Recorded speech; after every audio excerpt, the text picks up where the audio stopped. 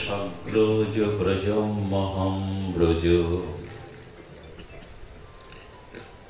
কলিযুগ পাবন অবতার, পরম প্রেমময়, প্রেম বড় তত্ত্ব সীমা। স্ট্যান্ডে গালাবি, আমার দোষ না, দোষ লোক রাখিস না। সংকীর্তন পিতা সভজন বিভজন, সর্বপ্রয়োজন অবতার সার শিরোমণি। পরম করুণা বরুণালয় শ্রী শ্রী শচীনন্দন, নদিয়া বিহারী শ্রী গৌর হরি। পতিত উদ্ধারণ, পতিত তারণ, পতিত পাবন, চিন্তামণি প্রেমদাতা শিরোমণি। পরম কারণী দয়াল নিতাই চাঁদির মহানুকম্পায় শ্রী শ্রী ব্রজ নবযুবদন্দ রাধা মাধবের অহেতুকী করুণায় ভগবান শঙ্করের আরাধনার এই চৈত্র শুক্লা বঙ্গবসুন্ধরার চণ্ডীপুরস্থ শ্রী শ্রী শ্রীমন্দির অঙ্গনে ভুবন পাবন বিশ্বমঙ্গল কলিযুগের যুগধর্ম জীবধর্ম তারক ব্রহ্ম শ্রী শ্রী হরিনাম সংকীর্তন মহাযজ্ঞে আজ শুভগন্ধাদি মাঙ্গলিক শ্রী অধিবাস পর্ব। এই গন্ধাদি স্নিগ্ধ মাঙ্গলিক শ্রী অধিবাস পর্বে শ্রীমদ্ ভাগবতীয় ভক্তিযজ্ঞে অমৃত যজ্ঞের সুধা যজ্ঞে শুভারম্ভে প্রারম্ভে অস্মদীয় পরম আরাধ্য প্রাতঃস্মরণীয় পরম বন্দনীয় জীবন ধন জীবন সর্বস্ব শ্রী শিল গুরু মহারাজে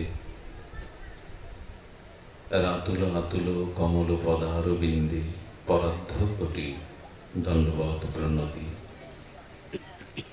এই মহাভাগবতীয় সুধা যজ্ঞে অমৃত যজ্ঞে যিনি সেবাচার্য সেবাধ্যক্ষ ও সমাগত শ্রী ভগবানের একান্ত প্রিয় অনুরাগী বৈষ্ণবজন, সাধুজন, সন্তজন, মহতজন, সুধীজন, জ্ঞানীজন, ধর্মশীলা, শ্রদ্ধাশীলা, দেবী মূর্তি, মাতৃগণ, সকল ভক্তচরণে দিন অতিদিনের সশ্রদ্ধ দণ্ডবত প্রণতি।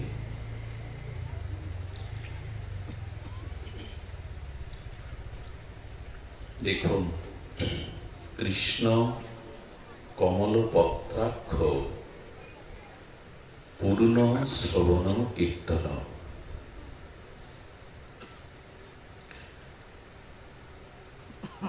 আমরা প্রথমেই একটি দিক দর্শনে আসি। গতকাল বন্ধু সুন্দরের শ্রী অঙ্গনে এক মহাত্মা এই প্রসঙ্গটি তিনি উল্লেখ করেছিলেন। আজ সকলে পরিবর্তন চাইছে। একেবারে আমাদের গৃহ থেকে যদি শুরু করি, পিতা চাইছে আমার পুত্রটা আমার মতো হোক, পতি চাইছে তার সহধর্মিণী স্ত্রী তার অনুগামিনী তার মতে পরিবর্তন হোক, আবার স্ত্রী চাইছে তার স্বামী যেন তার মনের মতো হয়। বড় পরিতাপের বিষয়, শাশুড়ি চাইছে আমার পুত্রবধূ যেন আমার মনের মতো হয়, তার মতো না হয়। আবার বিপরীতে কুলবধূ পুত্রবধূ চাইছে আমার শ্বশুর শাশুড়ি যেন আমার মনের মতো হয়। প্রতিবেশী চাইছে আমার প্রতিবেশী আমার মনের মতো হোক। সকলেই একটা পরিবর্তন চাইছে।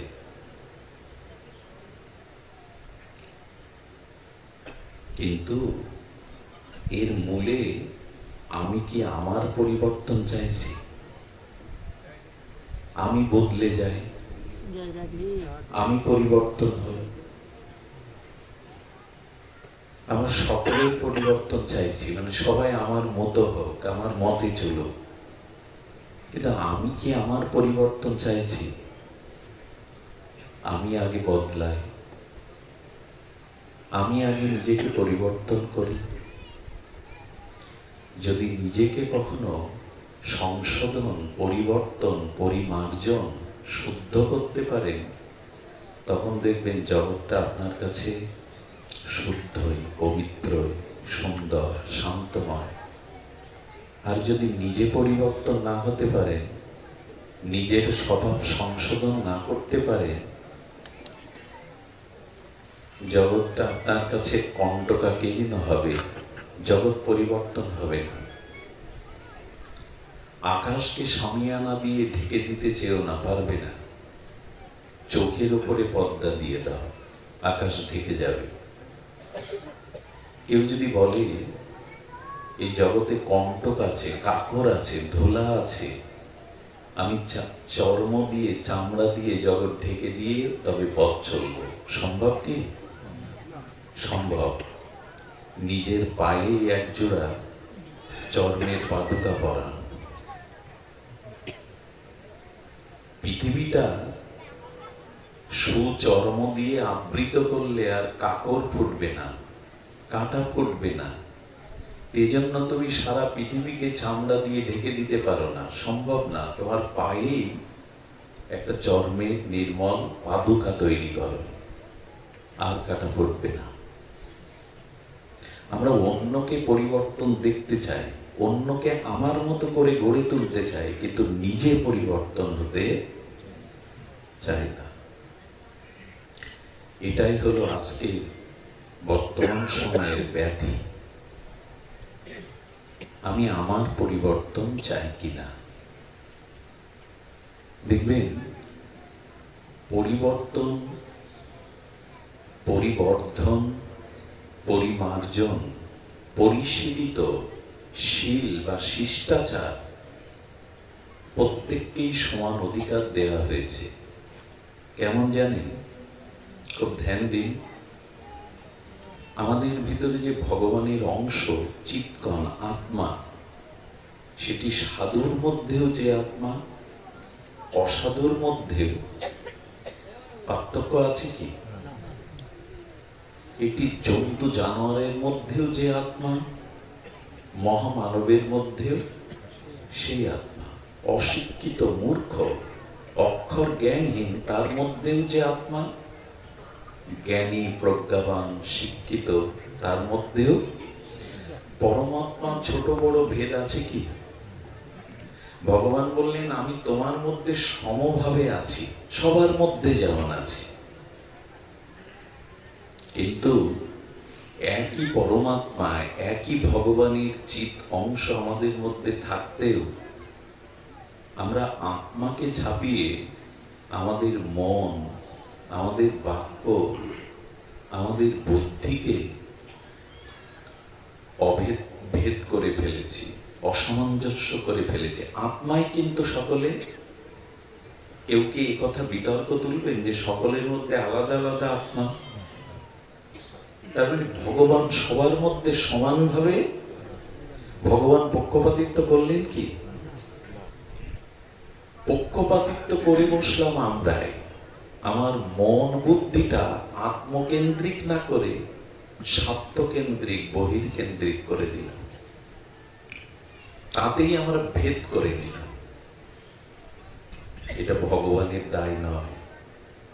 ভগবান সমভাবে সবার মধ্যে আছে। এই জন্য তার পক্ষ থেকে ভগবান সবাইকে সমভাবে আত্মশক্তি দিয়েছেন, কিন্তু সমস্যা কোথায়? খুব ধ্যান দিন, এরকম শান্ত পরিবেশে হরিকথা স্বপ্রকাশ হয়। শ্রোতার মনে যদি হরিকথা শ্রবণের শ্রদ্ধা উদয় হয়, তীব্র পিপাসা লাগে, তখন বক্তার মুখ দিয়ে স্বয়ং ভাগবতী স্বপ্রকাশন সূর্যে নামে। তাতে কি হয়? তাতে আমাদের অন্ধকার দূর হয়, অজ্ঞানতা দূর হয়, জীবনে মীমাংসা আসে। এই জন্য শ্রদ্ধাশীল হয়ে শ্রবণ করি। আচ্ছা, আমার দেহটা দাবি করছে শ্রীকাল কুকুর। বিল্বমঙ্গল, তোমার মৃত্যুর পরে যদি আমরা তোমাকে জঙ্গলে ঝোপঝাড়ে রাস্তার পাশে পাই, তাহলে আমরা তোমাকে, তোমার দেহটা আমাদের বলে দাবি করব, ছিঁড়ে ছিঁড়ে খাবো। চিতার আগুন বলছে অন্য কাউকে দেব না, ও দেহটা আমি কবলিত করব, আমি দেহটাকে ভস্মসাৎ করব, দেহটা আমার। মা দাবি করছে আমি গর্ভে ধারণ করেছি, দেহটা আমার। পিতা বলছে আমার ঔরসে জন্মেছিস, দেহটা আমার। মহাজন বলছে তুমি আমার কাছেই বাধা, তোমার এই দেহ কর্ম সব আমার কাছেই। দেহটা কার? শ্রীগাল কুকুরে? দেহটা কার? পিতামাতা? দেহটা কার? অগ্নি? দেহটা কার? অন্নদাতা? কেউ দাস কিনে নিয়ে যায়। সারা জীবনের জন্য একজনকে দাস প্রথা আগে ছিল, কিনে নিয়ে যেত। তো যে কিনলো সে বলছে তুমি, দেহটা আমার। আসলে দেহটা কার? যম বলছে মৃত্যুর পরে পাপ করলেও দেহ আমার, সাজা ভোগ করতে হবে। পুণ্য বলছে যদি পূর্ণ করো, অতি পূর্ণ করো, দেহটা স্বর্গে যাবে। কিন্তু কোনোটাই স্থায়ী না। দেহটা আসলে কার? এই প্রশ্নের উত্তর খুব ধ্যান দিয়ে শোনো। মন্দিরটা কার জন্য? মন্দিরের জন্য। মন্দিরটা কার জন্য? ভগবানের জন্য। আচ্ছা, বাড়িটা কার জন্য? বাড়ির জন্য। বাড়িটা কার জন্য? বাড়ি যারা বাস করবে সদস্যগণের জন্য। পালঙ্কটা, খাটটা খাটের জন্য। কিসের জন্য? ওই জড় কাষ্ঠে খাটে কোন চেতনশীল জীব বিশ্রাম নেবে, ঘুমাবে, তার জন্য। এটাই তো না? বাড়ি বাড়ির জন্য, মন্দির মন্দিরের জন্য, পালঙ্ক পালঙ্কের জন্য। আমি বলি কি, আমাদের দেহটা কার জন্য? দাবি করছে তো অনেকে। দেহটা কার জন্য? দেহ দেহের জন্য হতে পারে না। দেহে ভগবান হৃদয় মাঝে বিরাজ করছেন বলে দেহটাই, মনটা, প্রাণটা তার, ভগবানেরই এ দেহ। বাড়িটা বাড়ির মালিকের জন্য, মন্দিরটা রাধা মাধবের জন্য, রাম সীতার জন্য। পালঙ্কটা ওই বাড়ির চেতনশীল কোন ব্যক্তি বিশ্রাম বা শয়ন করার জন্য। টাকা টাকার জন্য হতে পারে, টাকা বস্তুর জন্য। টাকা থাকলো অন্ন জল নাই, খাদ্য নাই, টাকা টাকার জন্য হতে পারে? টাকা নিয়ে বাঁচতে পারবেন? এ দ্বারা আমরা কি আপনাদের সামনে বা নিজেদের মধ্যে আমরা কি প্রতিষ্ঠিত করতে চাইছি? এই সবকিছুর পেছনে একটা কারণ আছে। এর দেহ পেয়েছি, এ জগৎ পেয়েছি, যা কিছু পেয়েছি তা একজনের জন্য, অন্যরা দাবি করলেও তাদের জন্য নয়। এই জন্য ভগবান গীতাতে বড় মর্মস্পর্শী কথা বলেছেন। সেই কথা হলো এই পৃথিবীতে কেউ যখন বলে তুমি আমার, আপনাদের বলে না, আমাদের বলে না, স্ত্রী বলে, প্রিয়া বলে, পুত্র বলে, কন্যা বলে, সজ্জন বলে, বন্ধু বলে, তুমি কি বলে? তুমি। খুব শুনতে ভালো লাগে না? প্রিয়া যখন প্রিয়কে বলে তুমি আমার, আমি তোমার। মা যখন খোকাকে বলে খোকা তুই আমার, আমি তোর। গোবিন্দ গীতাতে বললেন পৃথিবীতে সব থেকে বড় মিথ্যা কথা এটি, পৃথিবীর সব থেকে ডাহা মিথ্যা যখন কেউ বলে তুমি আমার আমি তোমার। তবে সত্য কোনটা? সত্য গীতা বাক্যে ভগবান বলে দিয়েছেন মামই বাংশ জীবলোক, হে জীব তুমি আমার। ভগবান যখন বলেন তুমি আমার, এর থেকে বড় মহা সত্য আর সাধারণ সত্য না, মহা সত্য। তুমি আমার, আমার অংশ, মামই বংশ। পৃথিবীতে কেউ যদি বলে তুমি আমার, এটা ডাহা মিথ্যা। কেন জানেন? কথা বললে তো তার একটা যুক্তি বা প্রমাণ দিতে হবে। তুমি আমার, আচ্ছা আমার বস্তু সেটি তো চিরদিন আমার ইচ্ছাধীন হয়ে আমার কাছে থাকবে। এই বস্তুটি আমার, আমি ডানে রাখতে পারি, বামেও রাখতে পারি, সম্মুখেও রাখতে পারি, এটা আমার আয়ত্তাধীন কিনা। আমি একে যতদিন চাই আমার কাছে রাখতে পারি। কিন্তু পৃথিবীতে ভগবান ব্যতীত, ভক্তি ব্যতীত কোনো কিছুই আপনি চিরস্থায়ী রাখতে পারেন না। এই জন্য কোনো কিছু আপনার নয়। একটা প্রমাণ আমার সামনে দিন, কোনো কিছু আপনি চিরন্তন, চিরদিন আপনি রাখতে পারেন কাছে। একটা প্রমাণ দিন। স্ত্রী, পুত্র, পিতা, মাতা, সংসার, কোনো কিছুই পৃথিবীতে অনন্তকালের জন্য, চিরদিনের জন্য শাশ্বত আপনি ধরে রাখতে, আরে নিজের দেহটাই ধরে রাখতে পারি না। যা আমি আমার আয়ত্তাধীন করে নিজের করে রাখতে পারি না, তা আমার বলে কি যুক্তিবাদীরা স্বীকার করবে? স্ত্রী থাকে না, পিতা থাকে না, মাতা থাকে না, যৌবন থাকে না, বলা যায় বিশ্ব ব্রহ্মাণ্ড একদিন থাকবে না, মহাপ্রলয় হয়ে যাবে। কোনটা আমার? কোনটা আমার? একমাত্র ভগবান বললেন তুমি আমার। কারণ তুমি যখন আমার হবে, ভক্ত হবে, তখন তুমি হবে নিত্য, মুক্ত, শুদ্ধ, অজর, অমর, শাশ্বত, সনাতন। আমার কাছ থেকে তোমাকে আর তোমার কাছ থেকে আমাকে কোনোদিন কেউ ধ্বংস করতে, বিচ্ছেদ করতে, কেড়ে নিতে পারবে না। এই জন্য তুমি আমার,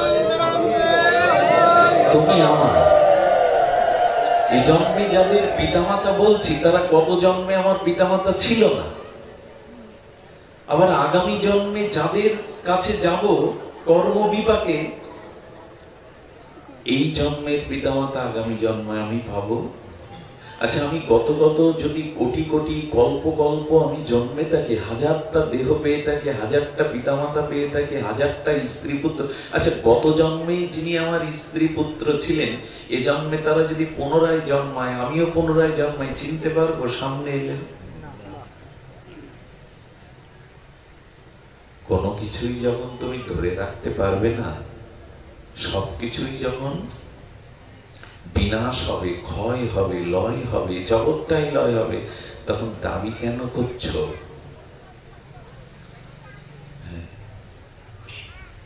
প্রিয়া বলে কি, ওপারের রাগ যদি আসে, শেষ কেয়া হয় পাড়ি দিতে, মরণ তবু তোমায় কবু পারবে না কেড়ে নিতে। আহা, এটা যদি লতা আর কিশোর কুমার গায় কেমন লাগে? ওপারে ডাক যদি আসে, শেষ খেয়া হয় পাড়ি দিতে, মরণ তবু তোমায় কবু পারবে না। প্রিয়া গাইছে, মানে নায়িকা গাইছে নায়ককে দেখে, মরণ যদি আসে আমি তোমাকে নিয়ে যেতে দেব না। ওপারে ডাক যদিও আসুক, আমি তোমাকে, যেদিন কাল এসে নিয়ে গেল না, মৃত্যু এসে নিয়ে গেল, সেদিন ওই গান গাইতে বলুন তো। ওপারে ডাক যদি আসে, শেষ কেয়া হয় পাড়ি দিতে, মরণ তবু তোমায় কবু পারবে না কেড়ে। তখন ওকে প্রশ্ন করবেন, তো কেড়ে যে নিল, বলে আমি রাখতে পারলাম না। এই গান তাহলে এতদিন গাইছিলে কেন? আমি তোমাকে যেতে দেব না। এসব নাটক খুব ভালো লাগে আমাদের। যে যাকে খুব আবেগে ভালোবাসে তার সামনে ইনিয়ে বিনিয়ে বলে আমি মনে হয় বেশি দিন আর, সঙ্গে সঙ্গে ভালোবাসার পরশ দিয়ে হাত মুখে দিয়ে বলে এই কথা বলো না, মরণের কথা বলো না, আমি তোমায় যেতে দেব না। এসব সব সিনেমায় বানায়, নাটকে বানায়, ভাগবতে এই কথা নাই। এ কথা ভগবানই বলতে পারে তুমি আমার আমি তোমার চিরদিনের। এই গান ওখানে মানায়, এই গান আমরা এই জগৎ মাতিয়ে রেখেছি। আমাদের সামনে না সব সিনেমা চলছে। বোম্বের এক একটি ফিল্ম দক্ষিণী কি বলে দক্ষিণী চলচ্চিত্র, দক্ষিণ এক একটা চলচ্চিত্র কয়েকশো কোটি ডলার ব্যবসা সফল করে। আচ্ছা, চলচ্চিত্রে যে যার স্ত্রী সেজেছে, মা সেজেছে, বউ সেজেছে, প্রেমিক সেজেছে, নিজের রাজপ্রাসাদ, এগুলো সত্য? কোনোটাই সত্য? কিন্তু ওইগুলো দেখে কাঁদি, হাসি, বিশ্ব প্রচার বিজ্ঞাপনে তোলপাড় করে দেয়।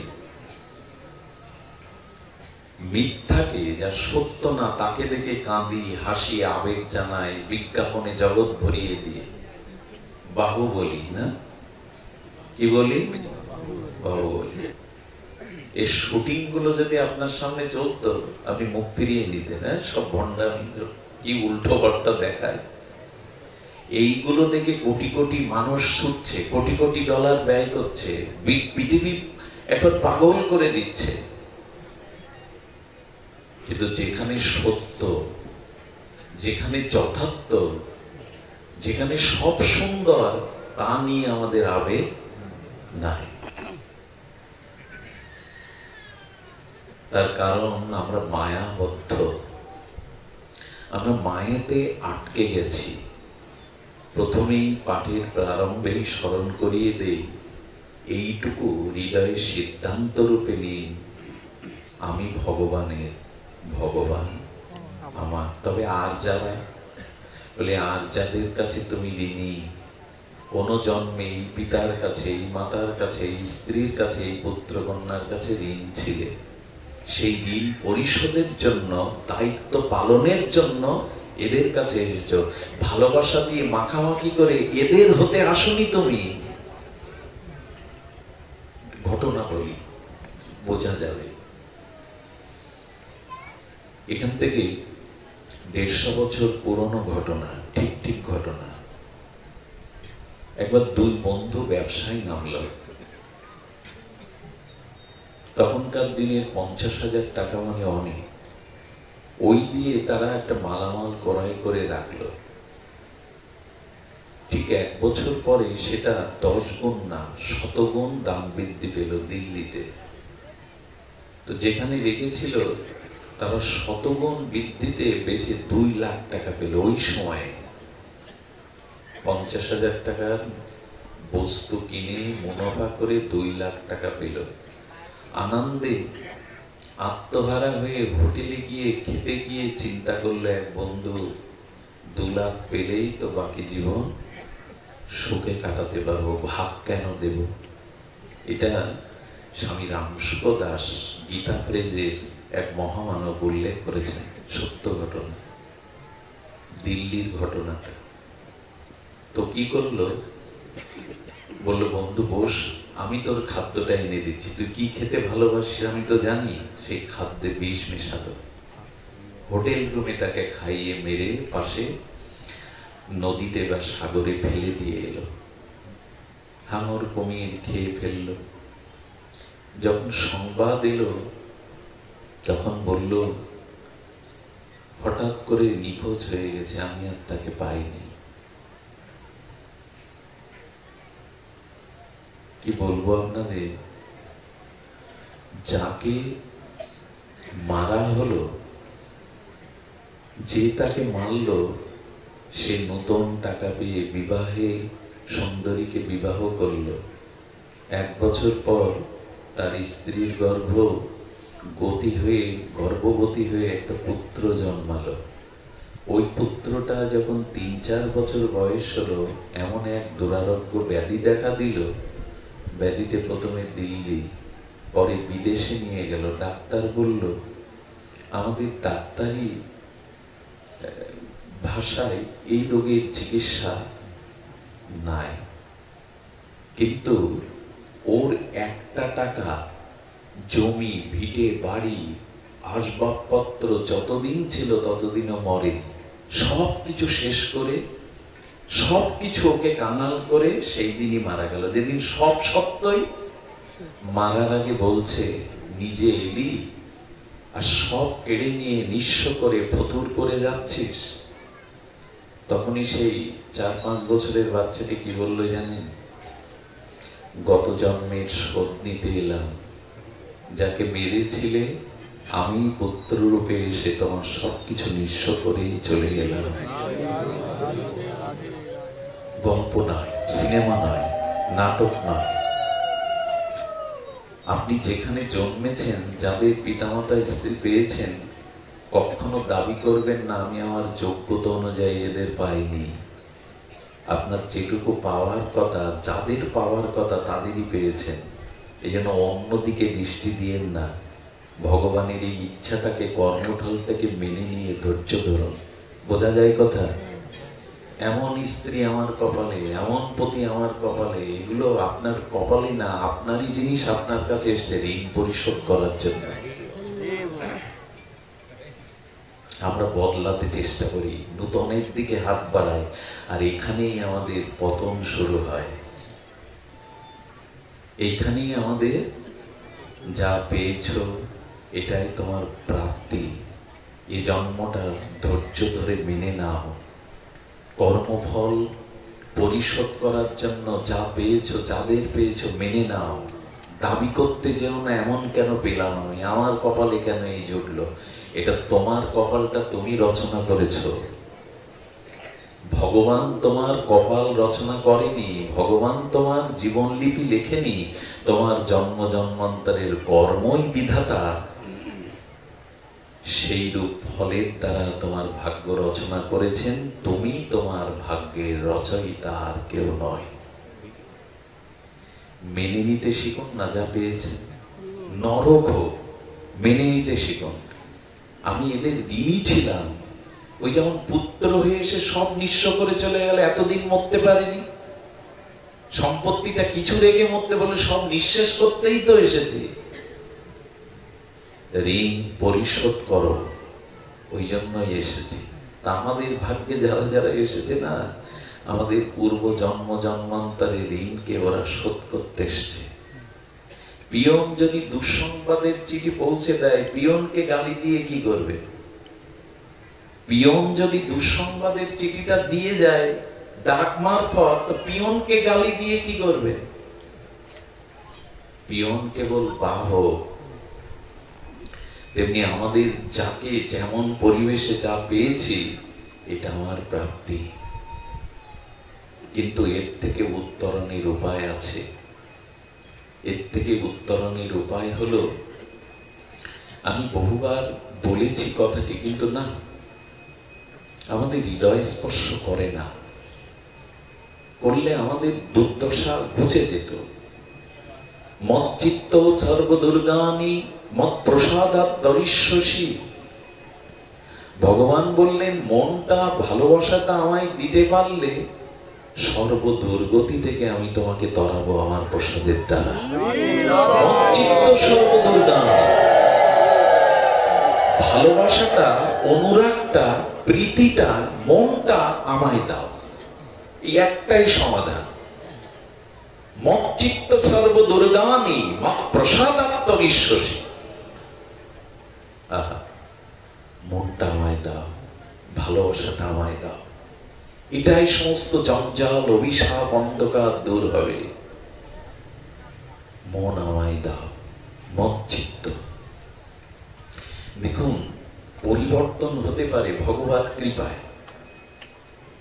আপনার ভাগ্য, আপনার প্রারব্ধ, আপনার পরিবেশ আপনি বদলাতে পারেন মত প্রসাদাৎ, ভগবত কৃপায়। তবে সত্য হলো মত চিত্ত, মনটা তাকে দিতে হবে। কেমন জানেন? খুব লক্ষ্য করে শোনে। মা তুমি বসো, ওখানে বসো, কথা বলো না। জয় দাদি। এক মহাপুরুষ ভগবানের বিগ্রহকে ঘরে স্থাপন করে অনুরাগে সেবা করবে, বহুদিনের ইচ্ছা, কিন্তু দরিদ্র, সাধু, সৎ হৃদয়, নিষ্কপট হৃদয়, সরল, বহুদিনের স্বাদ।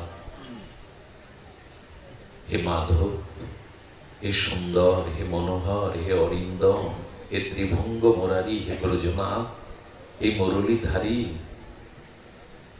আমি তোমাকে আমার গৃহে প্রতিষ্ঠা করে প্রাণ ঢালা ভালোবাসা তোমায় দেব। তিল তিল করে সঞ্চয় করে অর্থ জোগাড় করলো। এক ভাস্করের কাছে গিয়ে বলল, তুমি পাথর দ্বারা আমার প্রাণের দেবতাকে, আমার অন্তরের সুন্দরতম দেবতাকে রূপ দাও। আমার ঠাকুর কিন্তু এমন হতে হবে। এভাবে বর্ণনা করে ভাস্করকে, উপযুক্ত ভাস্করকে দিল। যেদিন তার প্রাণের দেবতাকে নিতে আসার কথা, ভাস্কর বলছে, দেখুন তো আপনার বিগ্রহ আপনার মনের মতো হয়েছে কিনা। সাদা কাপড়টা বিগ্রহের মুখ থেকে সরানোর সাথে সাথে মুখটা বিষণ্ণ হয়ে গেছে, মুখে অন্ধকার নেমে এসছে। আমি মনে মনে যাকে ধ্যান করি, এ বিগ্রহ তেমন হয়। কিছু কিছু রূপ ধরে যায়, সেই রূপ আর জগতে অন্য কোনো রূপের দিকে আর ওইটাকে আর মানিয়ে নিতে পারে। যে রূপ একবার নয়ন মনে অনুরাগে ধরে ফেলেছেন, ওই রূপ আর অন্য কোথাও মন বসবে না। আছে না এরকম কারো প্রতি, কারো রূপের প্রতি আর মন বসবে না। ওরও মনে মনে ধ্যানে ধ্যানে কতদিন ধরে চিন্তা করেছেন, এমন প্রেমময় মূর্তিকেই ঘরে তুলব। সারা রাত কাঁদলো। তোমাকে চেয়েছিলাম, তিল তিল করে কিছু সঞ্চয় করেছিলাম, তোমাকে গৃহে আনবো, মনের মতো করে অনুরাগে তোমার সেবা, তোমার সুখবিধান করব। আচ্ছা, ভোরবেলা কাঁদতে কাঁদতে বলছেন, তুমি পারো না। তুমি গোপাল ভট্ট গোস্বামীর কাছে তুমি রাধারমণ রূপে প্রকাট হয়েছিলে। মনে আছে আমাদের? বৃন্দাবনে রাধারমণ দেখতে যান না? ওইটা একটা ছোট শিলা ছিল। গোপাল ভট্ট গোস্বামী কাছে একজন পোশাক এনেছিলেন। সমস্ত বৃন্দাবনের মন্দিরে মন্দিরে বিগ্রহের পোশাক দিয়েছিলেন শৃঙ্গার করার জন্য। তিনি এক মাতাজি এবং পরম অনুরাগিনী ভক্ত গোবিন্দের। তো যখন গোপাল ভট্ট গোস্বামী গোস্বামীগণের মধ্যে অন্যতম, তাকে একটি পোশাক দিলেন। তিনি বললেন, মা এই পোশাক কি পরাবো? আমার বিগ্রহ তো শালগিরাম শিলা, শিলাকে পোশাক পরানো যায়? তুমি যে অলংকার দিয়েছো, সাজ দিয়েছো, পোশাক দিয়েছো, ও তো নারায়ণ শিলা। কিন্তু মাটা চোখের জলে বলল, আপনার বিগ্রহের জন্য মনে মনে এটা আমি সংকল্প করে এনেছি, এটা গ্রহণ করুন, বঞ্চিত করবেন না। রাত্রে গোপাল ভট্ট গোস্বামী শিলার উপরে তুলসী দিয়ে বলছে, তুমি পারো না। ওর ভক্তি অর্ঘ গ্রহণের জন্য, ওর প্রেম নিবেদনের জন্য তুমি পারো না বিগ্রহ রূপে প্রকাট হতে। এভাবে যখন মনের আত্মনিবেদন, প্রেমিকের প্রেম নিবেদন করলেন, ভোরবেলা মন্দিরে গিয়ে দেখে সেই শিলার উপরে রাধারমণ বিগ্রহ প্রকাট। আজও বৃন্দাবনে, বৃন্দাবনকে মাতিয়ে রেখেছে রাধারমণ। প্রথমে ঠোঁটটা, এটা অবাক হতে হয়, এখান থেকে 50-60 বছর বা 100-200 বছর আগে ঠোঁটটা বুঝানো ছিল। এখন 3-4টে দাঁত উঠেছে, কিছুটা ঠোঁট ফাঁকা হয়ে গেছে। রাধারমণ নিত্য এখনো কথা বলে। এই তো ওই ভক্ত কাঁদছে আর বলছে, তুমি গোপাল ভট্ট গোস্বামীর জন্য তুমি রাধারমণ রূপে প্রকাট হলে। তুমি সাক্ষী দেওয়ার জন্য সাক্ষী গোপাল হয়ে পায়ে হেঁটে সাক্ষী দিতে এলে, পারো না। আমার মনের মাধুরী মিশিয়ে তোমাকে যেভাবে রচনা করেছি, পারো না ওই রূপ রূপে আমার সামনে দাঁড়াতে। কাঁদলো, সারা রাত কাঁদলো। সূর্যের আলো কাউকে উপেক্ষা করে না, সবাইকে সমানভাবে কৃপা করে। ভগবানের দিকে যদি প্রেমের আরতি নিয়ে, বিরহ নিয়ে কেউ কিছু প্রার্থনা করে না, ভগবান কাউকে উপেক্ষা করে না। মনে মনে গাড়িতে টাকা নিয়ে গেছে, ভাস্করকে টাকা দিয়ে তোমাকে গঙ্গার জলে ডুবিয়ে চলে আসবো, আমার মনের মতো না হলে তোমায় আমি ঘরে তুলব না। এদের হৃদয় দেখুন কেমন। ওই যে নয়ন মনে রূপ ধরেছে, অন্য কোন রূপ আর ধরে না। যখন মূর্তিটা আনতে গেল, সারা রাত বিরহে কেঁদেছে। টাকাটা ভাস্করকে দিয়ে গোমড়া মুখে বলছে দিন, মনে মনে বলছেন নদীতে চুবিয়ে দিয়ে যাও। বললেন আপনার বিগ্রহ নিয়ে যান। যখন শ্বেতশুভ্র কাপড়টা তুলেছে, কি বলবো আপনাদের, যখনই তুলেছে তখন এই মহাসাগর চমকিত হয়ে মাটিতে পড়ে গেছে। এ তো আমার সেই ধ্যানের মধ্যে, আমার সেই রূপময় ভগবানই প্রকট হয়েছে আমার মধ্যে।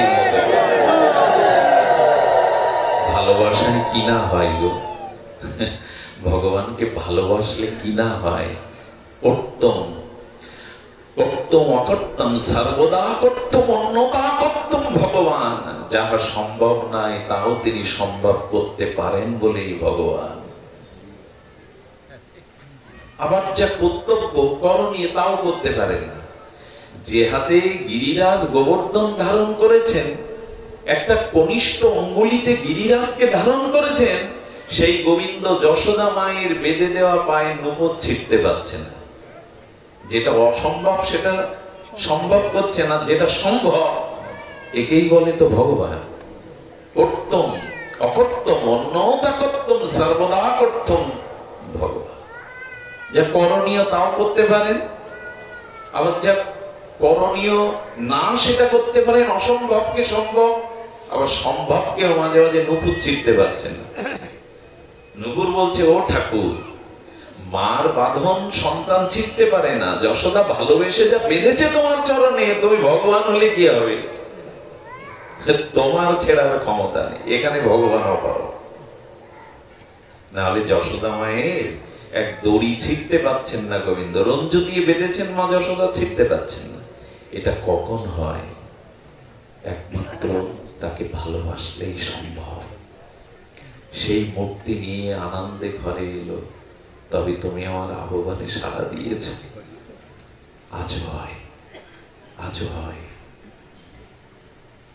এমন এমন প্রীতি অনুরাগ যদি হৃদয়ে থাকে, আজও হয়। অনুরাগ নাই। দেখুন, একটা নিবেদন করি। শাস্ত্রে বলা আছে, হেলায় অবহেলায়, শ্রদ্ধায় অশ্রদ্ধায়, যেভাবে হোক ভগবানের নাম আভাসে নিলেও, ইঙ্গিতে নিলেও, আর শব্দ, অনেক শব্দের মধ্যে বলছি ভগবানের কোন দ্বৈত শব্দের মধ্যে, বহু অক্ষরের মধ্যে ভগবানের কোন নাম রূপ অক্ষর রূপ শব্দ থাকে, তাও কল্যাণ হবে। এত যদি হরিনামে হেলায় অবহেলায় শ্রদ্ধা অশ্রদ্ধা নিলে কল্যাণ হবে, বাংলাদেশের প্রতি নগরে প্রান্তরে শহরে তো হরিনামের বন্যা হয়েছে, কাজ হচ্ছে কই? আচ্ছা, আমার সামনে আজ প্রমাণ দিন যে বিশেষ করে ভগবানের নাম, মানে ভগবানের নাম পৃথিবীতে এমন কোন ব্যক্তি নেই যে নেয়নি। আমি খুব একটা বড় সাহসিকতা তুলে ধরছি আপনাদের সামনে। পৃথিবীতে এমন কোন ব্যক্তি নেই যিনি ভগবানের নাম একবারের জন্য নেননি। যদি বলেন আমরা না হয় নেব, অন্য ধর্মের মানুষ নেবতে বললেন নিবে, কেমন জানে? আচ্ছা, আরাম শব্দটা সবাই প্রকাশ করে কিনা? আরাম। হারাম শব্দটা প্রকাশ করে কিনা লোক? হারাম। বিরাম, বিশ্রাম বলে কিনা? আবার দেখবেন কুকাজ উদ্দেশ্য দেখলে কি বলে? রাম রাম বলে কিনা? হারাম, বিশ্রাম, বিরাম বলে কিনা? ভগবান বললেন, অনেকগুলো যুক্ত অক্ষরের মধ্যে যদি আমার নাম থাকে, রামনগর যদি বলো, তা আমি নগর বাদ দিয়ে রাম উচ্চারণ হয়েছে দেখে তোমায় কৃপা করবো। হারাম তো অনেকেই বলে, হারাম অনেকেই বলে, বলে ওই তো কে বলেনি জগতে বিশ্রাম, হারাম, আরাম, কে বলেনি? উদ্দেশ্য দেখলে রাম রাম। মহাপ্রভু বললেন, মহাপ্রভু কি বললেন? ওনার শোভা আবির্ভাবে বন্দনা করেছেন কবিরাজ কৃষ্ণ গোস্বামী। বন্দে সদ্গুণপূর্ণাং ফাল্গুনী পূর্ণিমা যস্য অবতীর্ণ শ্রীকৃষ্ণ চৈতন্য কৃষ্ণ নামাভি। মহাপ্রভু বললেন, দেখো আমি অবতীর্ণ হব, কিন্তু এটা নামময় যুগ, এটা যুগ ধর্ম নাম। এই জন্য আমার আগে আগে নামকে অবতীর্ণ করে, নাম প্রকাশ করে সবার মুখে নাম বলাবো, তারপরে আমি জগতে ভূমিষ্ঠ হব। যস্য শ্রীকৃষ্ণ চৈতন্য অবতীর্ণ কৃষ্ণ নামভি। শ্রীকৃষ্ণ চৈতন্য ভগবান আসছেন, এই প্রেমাবতার প্রেম পরতত্ত্ব সীমা আসছেন, কিন্তু প্রতিজ্ঞা করলেন সবাইকে আমি আগে নাম অবতীর্ণ করিয়ে নাম বলাবো, তারপরে আমি অবতীর্ণ হব। একজন বলছে, প্রভু তা কি করে হবে? অন্য ধর্মের মানুষ তোমার নাম নেবে?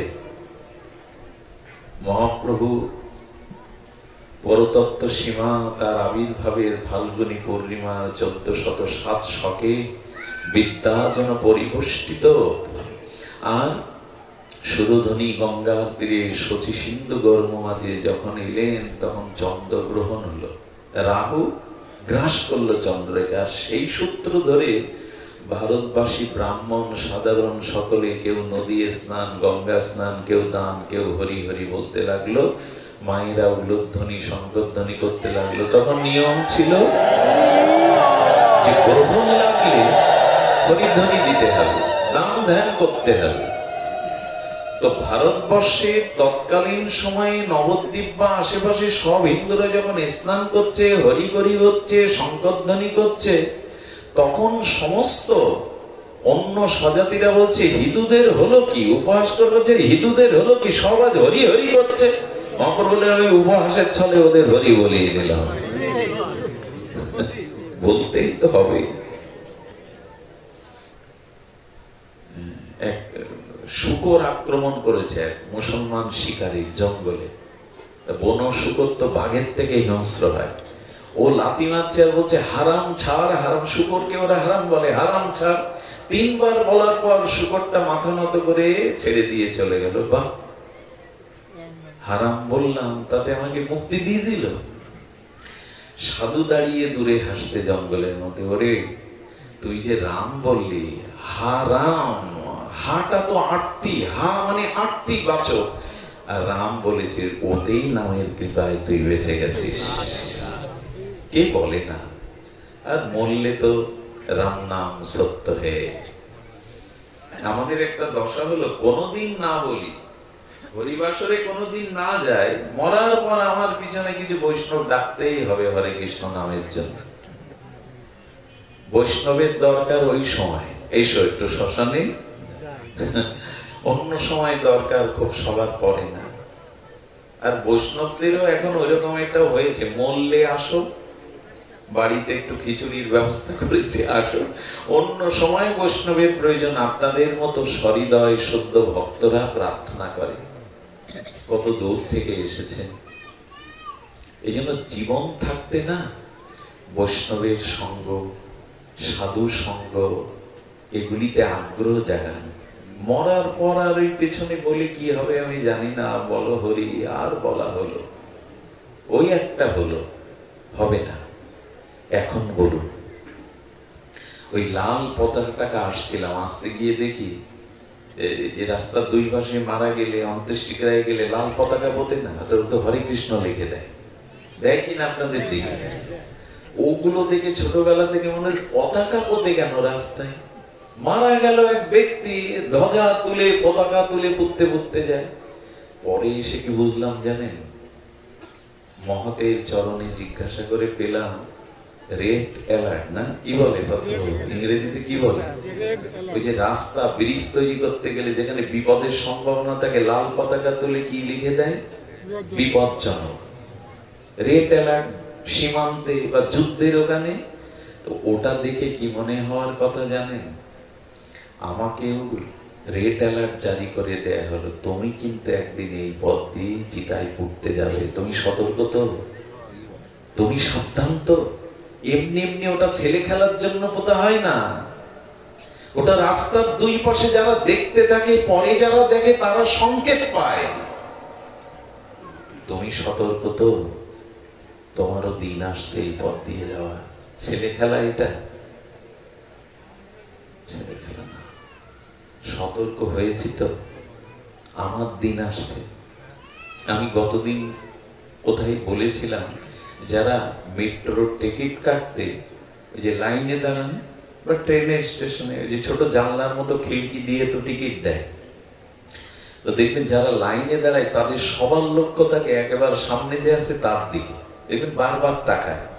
কেন তাকায় জানেন, ও টিকিট পেল, লাইন থেকে সরে গেল, ওর দিকে সবাই দৃষ্টি দেয়, কেন জানেন, আমি দু পা এগিয়ে গেলাম, তাই না? এই জন্য ওর দিকে দেখবেন সবাই একবার তাকায়। তার মানে ও গেল মানে আমি দু পা।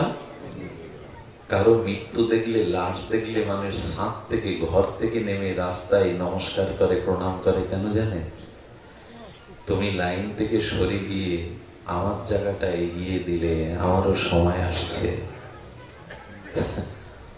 আমারও সময় আসছে, সময় আসছে, সতর্ক হয়েছি তো। এই সতর্ক যদি হতাম, তাহলে বিষয় বাসনাকে কমিয়ে মত চিত্ত ভগবানকে মনটা, ভালোবাসাটা একটু হলেও দিতাম। ভালোবাসার দেবতাকে, ভালোবাসার প্রিয় পরমকে আমরা দিতাম, দিতে পেরেছিল গোপিকার। আমার সামনে আজ ভাগবত দশম, কিভাবে ভালোবাসাটা তাদের প্রাণনাথকে, ব্রজনাথকে, প্রিয় পরমকে গোপীরা দিয়েছিল, সেই দৃশ্যটা আমরা একটু অবলোকন করি। এবার আরো ভেতরে যেতে হবে। ভেতরে বলতে আমি একটা কথা বলি, শান্তি দেবতারাও খুঁজে বেড়ায়। আমরা দেবতার কাছে শান্তি খুঁজতে যাই না, সুখ খুঁজতে যাই না, দেবতারাও মাঝে মাঝে অশান্তি পায়, অসুররা ওদের তাড়িয়ে দেয়, ওদেরও মাঝে মাঝে স্বর্গে দ্বন্দ্ব পদ নিয়ে বাঁধে, দেবতারাও শান্তিতে নাই। আমি শুনেছিলাম বড় পণ্ডিতজির মুখে, রাধা পণ্ডিত, এই কথাটা কবে শুনেছি, বর্ষির মতো হৃদয়ে বিধে আছে, ছাড়তে পারি না। উনি বললেন, অনেক দেবতারা শুদ্ধ নিষ্কাম কৃষ্ণ ভক্তের দুয়ারে এসে হাত পেতে দাঁড়ায়। অনেক দেবতারা শুদ্ধ নিষ্কাম কৃষ্ণ ভক্তের দুয়ারে এসে দাঁড়ায় শান্তি পাবে বলে। প্রেমিক যারা, নিঃস্বার্থ নিষ্কাম ভাবে যারা ভগবানকে ভালোবাসে, ওদের দুয়ারে দেবতারা হাত পেতে দাঁড়ায়। তুমি তো কোনো ছাপা পাওয়া নিয়ে ঠাকুরকে ভালোবাসোনি, নিজের কোনো শশুক বাসনা নিয়ে তাকে ভালোবাসোনি, এই জন্য তোমার এখানের পরিবেশটা দেবলোকের থেকেও আনন্দময়, শান্তিময়। বোঝা যায় কথা, দেবলোকে ওই শান্তি নাই যেটা শুদ্ধ ভগবান ভক্তের দুয়ারে আছে। ওইখানে কোনো কামনা বাসনা নেই, শুধু আছে ভালোবাসার বিনিময়। এজন্য ওইখানের বাতাসটা এত শুদ্ধ, দেবতারাও শান্তির জন্য মাঝে মাঝে এসে দাঁড়ায়। আচ্ছা, তার প্রমাণ যদি চান, এইখানে এখন দেখুন, এখানে আপনারা জাগতিক কোনো কামনা বাসনা নিয়ে একদমই আসেননি, বরঞ্চ জগৎকে ছেড়ে দিয়ে এসছেন। ঘর বাড়ি, ব্যবসা বাণিজ্য, সারাদিনের শান্তি ক্লান্তি সব ছেড়ে দিয়ে ধোলাতে এসে বসছেন। এখানে কেউ কামনা নিয়ে আসেননি। এতে একটা বাসনা হৃদয়ে জেগেছে, হে প্রভু, শুধু তোমার লীলা কথা সাধু সঙ্গে শুনতে চাই। এটা কামনা না, এটাই হলো প্রীতির বাসনা। এই জন্য এখানের বাতাসটা এখন এত পবিত্র। এখানের অবস্থান যারা করছেন এখন, তারা এখন শান্ত। জগৎ এখন অশান্ত, কেউ শান্ত না। এটা এখন তাকিয়ে দেখুন, সব এক একটা আপনারা পাথরের মূর্তির মতো। না আছে সংসার চিন্তা, না আছে হৃদয় এখন কামনা বাসনার তাড়না। এটা কেন হলো জানেন? এখানে আমরা কেউ কামনা বাসনা নিয়ে আসিনি বলে। বাড়িতেও যদি ওই পরিবেশ করতে পারে, তোমাকে ভালোবাসি ধন জন স্ত্রী পুত্র স্বর্গ পাওয়ার আশায় না, ভালোবাসতে হয় তাই ভালোবাসি। কেউ যদি জিজ্ঞাসা করে তুমি গোবিন্দকে রাধারানীকে কেন ভালোবাসো, বলে ব্যাখ্যা দিতে পারবো না, ভালো লাগে তাই ভালোবাসি। একবার এভাবে নিষ্কাম কিছু না আছে, কোনো কামনা বাসনা না রেখে একবার ভালোবাসা দেখুন। ওইখানে বাতাস পবিত্র এমন হবে যে দেবতারাও শান্তির জন্য এসে দাঁড়াবে। খুব বড় কথা এটা। এখানে যেমন এসেছেন আপনারা, এইখানের আকাশ বাতাস কিছু আলাদা। এটাও তো চণ্ডীপুর, এই জগতের একটা অংশ, কিন্তু এখন আর এই অংশ নেই। এখানের বাতাস হয়েছে মধুময়, এখানের প্রতিটি ধূলিকণা এখন হয়েছে দিব্য, এখানে আমাদের মন হয়েছে শান্ত। আপনি 2 ঘন্টা যদি ধ্যান করেন এরকম শান্ত হতে পারবেন না। আরেকটা কারণ আছে, এই সহস্র ব্যক্তির মধ্যে কোনো একজন শুদ্ধ ভগবানের প্রেমিক ভক্ত এখানে এসেছে, তার হৃদয়ে ওই নিষ্কাম প্রেমে বাতাসটা এই বাতাবরণে ছড়িয়ে গেছে। আর ওই ছড়ানোতে আমাদের হৃদয় আক্রান্ত হয়েছে। কলির ব্যাস অবতার বৃন্দাবন দাস ঠাকুর বলছেন, হরিদাসের মতো ভক্ত যে মাটিতে জন্মায়, তার 16 কিলোমিটার মাটি ভক্তি স্নাত পবিত্র হয়ে যায়। রোগ জীবাণু যেমন গ্রামের একজন, আগেকার হতো না কলেরা ডায়রিয়া, গ্রামের একজনের এক পরিবারের হলে পুরো গ্রামও ঝাড় হয়ে যেত।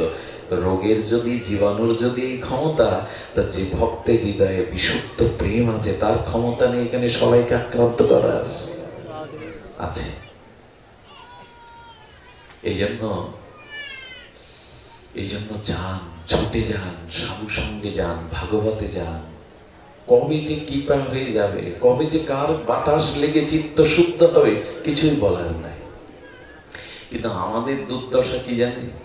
প্রথম দিন ভাগবত শুনতে এসে, প্রথম দিন দীক্ষা মন্ত্র পেয়ে জপ করতে বসে, প্রথম দিন ঠাকুর ঘরে গিয়ে তুলসী দিতে গিয়ে গোবিন্দের চরণে যে প্রীতিটা ছিল, আজ 10 বছর পরে সেটা, এটা আপনাদের না হতে পারে, আমার হয়েছে বলে বলছি। আচ্ছা, প্রীতি কমে গেল কেন? প্রীতি তো বাড়ার কথা, ভালোবাসা তো যত দিন যায় ভগবান বাড়ার কথা। আগে প্রথম দিন দীক্ষা মন্ত্র পেয়ে জপ করতে যতটা আপনার ভালো লেগেছিল, এখন দেখবেন এদিকে ভক্তি বাড়লো না কমলো? বাড়লো না কমলো। কারণ কি? এই প্রীতিটা ধীরে ধীরে ধীরে ধীরে শীতল হয়ে যাচ্ছে। হরি কথা যতটা ভালো লাগতো, এখন হয়তো অনেকেরই ওই একই তো কথা, একই তো লীলা, এরকম মনে হয় মাঝে মাঝে। কিন্তু বাড়ে না কেন জানেন? একটা কথা বলি, হৃদয়ে, আচ্ছা, প্রেমের স্বভাব যদি কেউ জিজ্ঞাসা করে আপনাকে যে প্রেম কাকে বলে, প্রেমের স্বভাব কি, এক কথায় উত্তর দিবেন। এক কথায় উত্তর হলো, যেখানে পিপাসা মেটে না, পিপাসা নিত্য নিরন্তর বেড়ে যায়, তার নাম প্রেম। ভগবানের নাম রূপ লীলা হরিনাম ভজনে সাধু সঙ্গে হরিকথাতে যদি পিপাসা মিটে যায়, হয়েছে অনেক শুনেছি, জানবেন প্রেম থেমে গেছে, চাকা থেমে গেছে। প্রেমে কখনো পিপাসা মেটে না। আর জ্ঞান বুঝবেন কি করে? বললো, তৃপ্তি যদি এসে যায়, বহুবিধ জানার, নিত্য নূতনকে জানার, অজানাকে জানার যদি একবার তৃপ্তি এসে যায়, আর জানার বাকি, তবে জানবেন আপনার জ্ঞানের চক্র। জ্ঞানে কখনো তৃপ্তি হয় না, আর প্রেমে কখনো পিপাসা মেটে না। এখানে অষ্টপ্রভার নাম হবে। আচ্ছা, একদিন এখানে যদি অষ্টপ্রভার সারাদিন সারা রাত কেউ হরিনাম শোনে, একই নাম একই অক্ষর, পিপাসা মিটবে তার? আপনারা এতদিন ধরে হরিনাম শুনছেন, পিপাসা মিটবে? কিন্তু পৃথিবীর শ্রেষ্ঠ শিল্পী দিয়ে পৃথিবীর খুব জনপ্রিয় একটা গান যদি এখানে 24 ঘন্টা একই গান গাওয়া, মেনে নেবেন কেউ? তো হরিনামে মানছেন কেন? ওই তো সুর, ওই তো বাঁশি। মানছে কেন জানেন? হরিনামের মধ্যে প্রেম মহাপ্রভু দিয়ে গেছেন, এই জন্য প্রেমের তৃষ্ণা মেটে না। কিন্তু জগতের কোন গানের মধ্যে প্রেম দিয়ে যায়নি ভগবান, এই জন্য ওটা 2 থেকে 10 বার শুনলে বদলে ফেলি। যদি দেখেন উমে যাচ্ছে আগ্রহ হরি কথা, হরি নামের, গোবিন্দকে সেবা দেওয়ার, জানবেন পিপাসা প্রেম থেমে গেছে। তৃষ্ণা শান্তি নহে, তৃষ্ণা বাড়ে নিরন্তর। এই জন্য মাঝে মাঝে ছাত্র ছাত্রীদের যেমন পরীক্ষা দিতে হয়, তেমন ভক্তকেও মাঝে মাঝে সমীক্ষা করতে হয়, পরীক্ষা দিতে হয়। আমার পিপাসা ক্ষয় হয়ে যাচ্ছে না তো? পিপাসা বাড়ছে তো?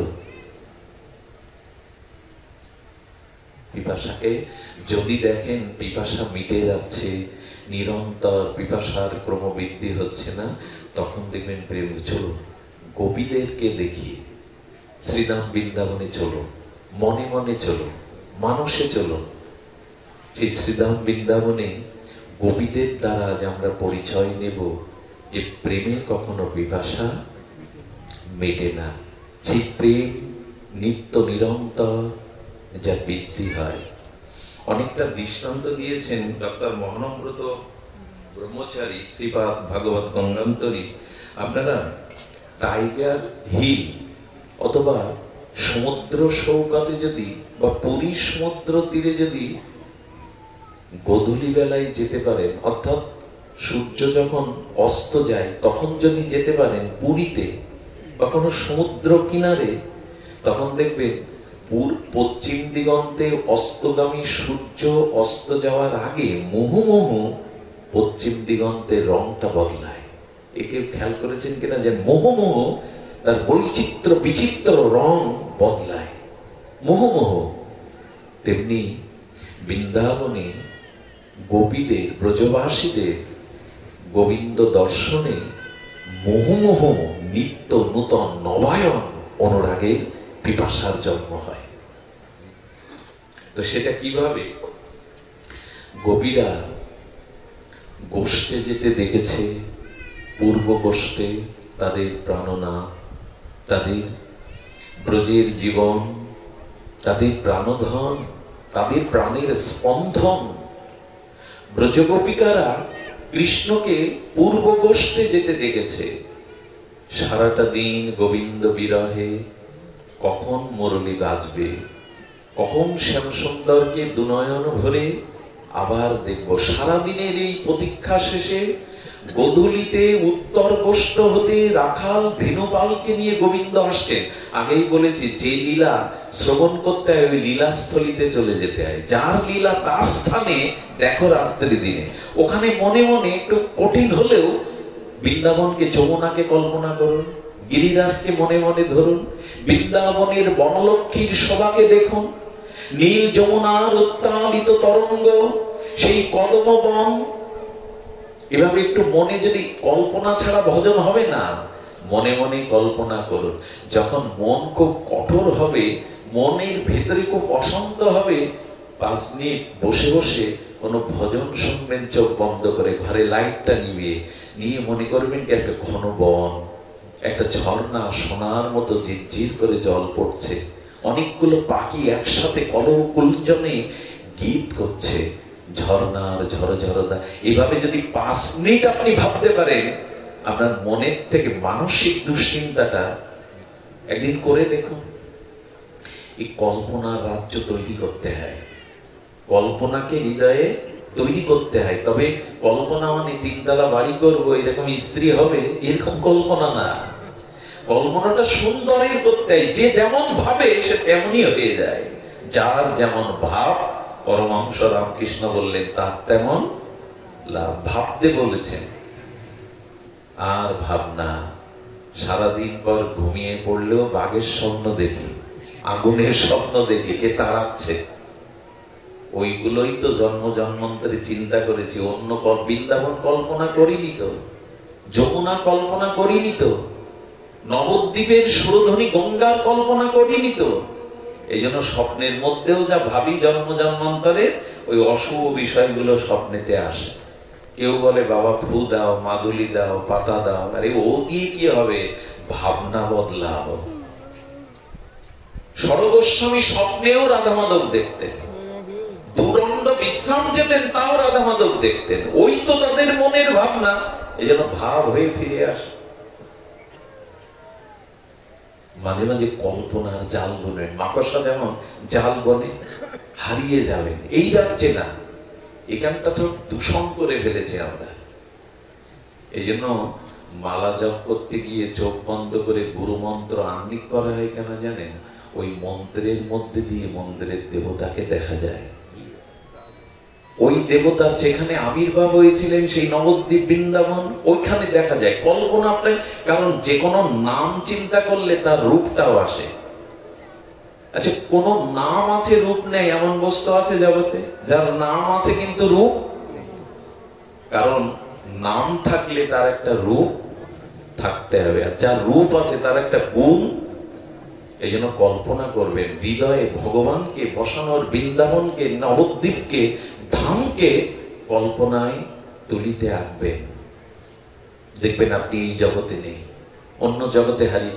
এসব কথা আর বলা, কারণ মানুষের মাথায় এখন এমন চিন্তা ঢুকে গেছে, রাজনৈতিক, সামাজিক, পারিবারিক, অর্থনৈতিক, রোগ শোক, এই করতে করতে মানুষ এখন ভুলে গেছে সুন্দরের কল্পনা করতেও।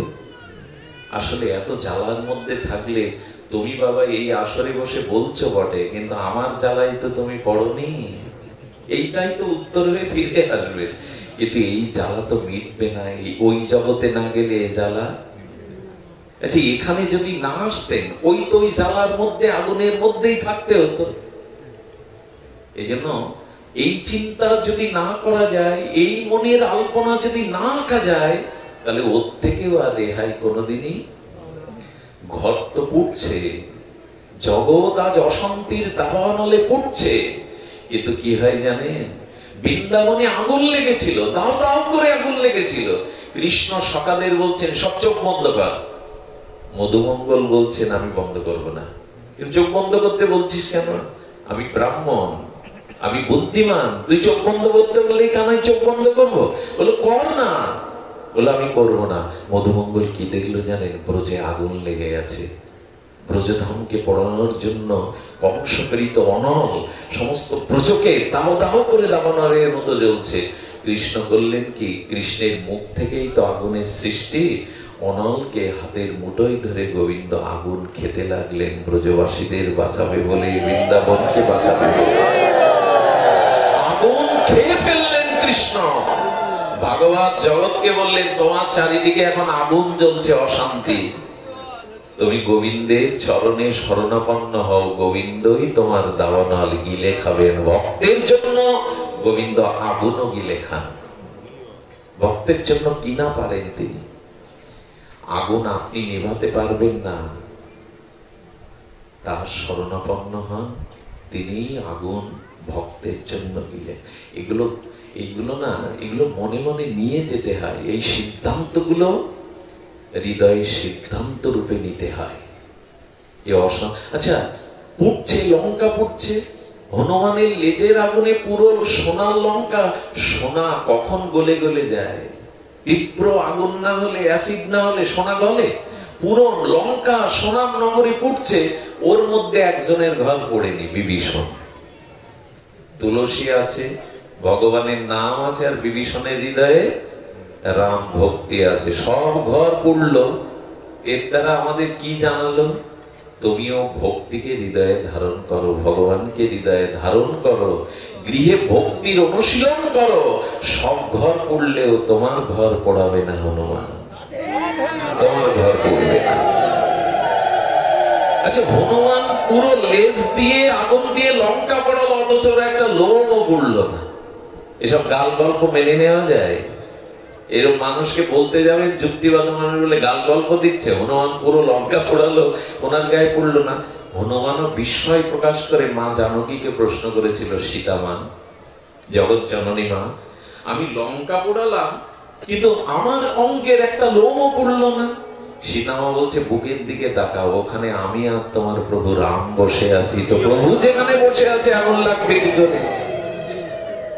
শিব ঠাকুর বললেন, আমি কালকুট বিষ খেয়েছিলাম কিন্তু আমার বুক পর্যন্ত যায়নি, গলায় থেমে গেছে, আর বিষ আমার অলংকার হয়ে গেছে, এই জন্য আমার আর এক নাম নীলকণ্ঠ।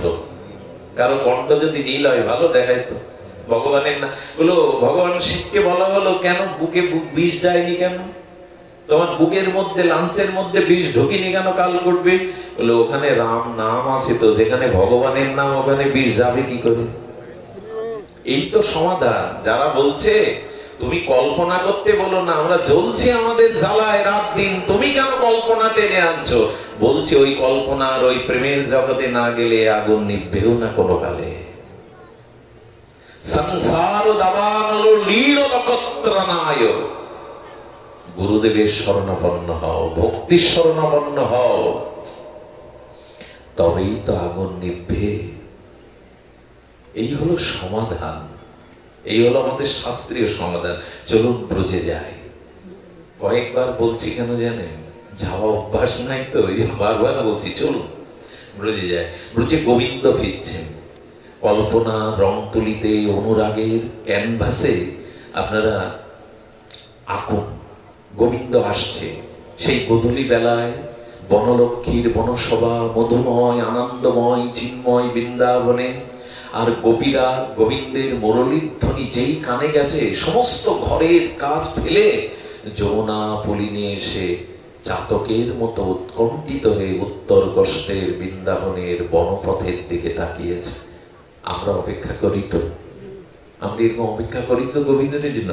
গোপীরা অপেক্ষায় আছে, সেই অপেক্ষার প্রতিটি সময় এক একটি ক্ষণ যেন তাদের যুগ যুগান্তরের মতো মনে হচ্ছে। আর সেই অবশেষে সুন্দর মনোহর ব্রজ জীবন, ব্রজের স্পন্দন, নন্দের নন্দন ব্রজ জীবন, গোপী মন প্রাণধন, সেই সুন্দর আসছে। কিভাবে জানেন? বর্ণনা করেছে, আমার তো পাণ্ডিত্য নাই, এখানে একটু দেখেই বলি। তং গৌরজ উশ্রিত কুন্তল বদ্দাবহ, বন্য প্রসূন রুষিক সেন চারু হাসন, বিনো বনমন্তন নৈ গৈরগীত কীর্তন, গোপ্য দিদীক্ষিত দৃশ্য ভগবান সমেতা। আহা, সুখদেব গোস্বামী কামাল করে দিয়েছেন। পরমহংস কুলতিলক সুখদেব গোস্বামী একেবারে অদ্ভুত কামাল করে দিয়েছেন এই শ্লোকের দ্বারা। উনি দেখছেন, দেখে দেখে পরীক্ষিত, ওই দেখো গোবিন্দ আসছে, উত্তর কষ্টে শ্যাম সুন্দর মদনমোহন, শ্যাম সুন্দর আসছে, ওই দেখো পরীক্ষিতকে যেন সুখদেব গোস্বামী দেখাচ্ছে।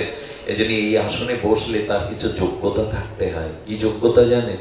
ওই ড্রাইভার যেমন পরিবহনের সবাইকে নিরাপদে রাজধানীতে পৌঁছে দেয়, বক্তারও সাধন ভজন প্রেম থাকলে সামনে যারা বসেছে না, তাদেরকেও একটা প্রেম রাজ্যে পৌঁছে দেওয়ার ক্ষমতা থাকতে হয়।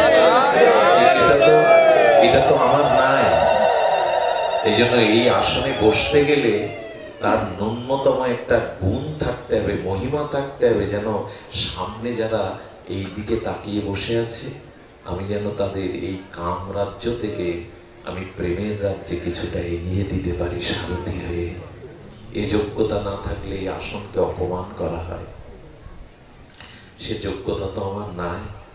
আপনারা চলুন, আপনাদের যোগ্যতায় আপনাদের স্বীকৃতিতে চলুন। গোবিন্দ আসছে, আর কি বলছেন? তম গৌরজ উশ্রিত কুন্তল বদ্ধাবহ। আহা, গোবিন্দ আসছেন। গোবিন্দের পায়ে বৃন্দাবনে পাদুকা নাই, দ্বারকায় আছে, মথুরায় আছে, বৈকুণ্ঠে আছে, কিন্তু বৃন্দাবনের প্রেমময় ধুলিতে গোবিন্দ কখনো পাদুকা, ওই ধুলিকে এত ভালোবেসেছেন ব্রজনাথ যে পায়ে রাধারানীও দেননি। রাধারানীও বৃন্দাবনে এই জন্য তো ব্রজধূলির এত মহিমা।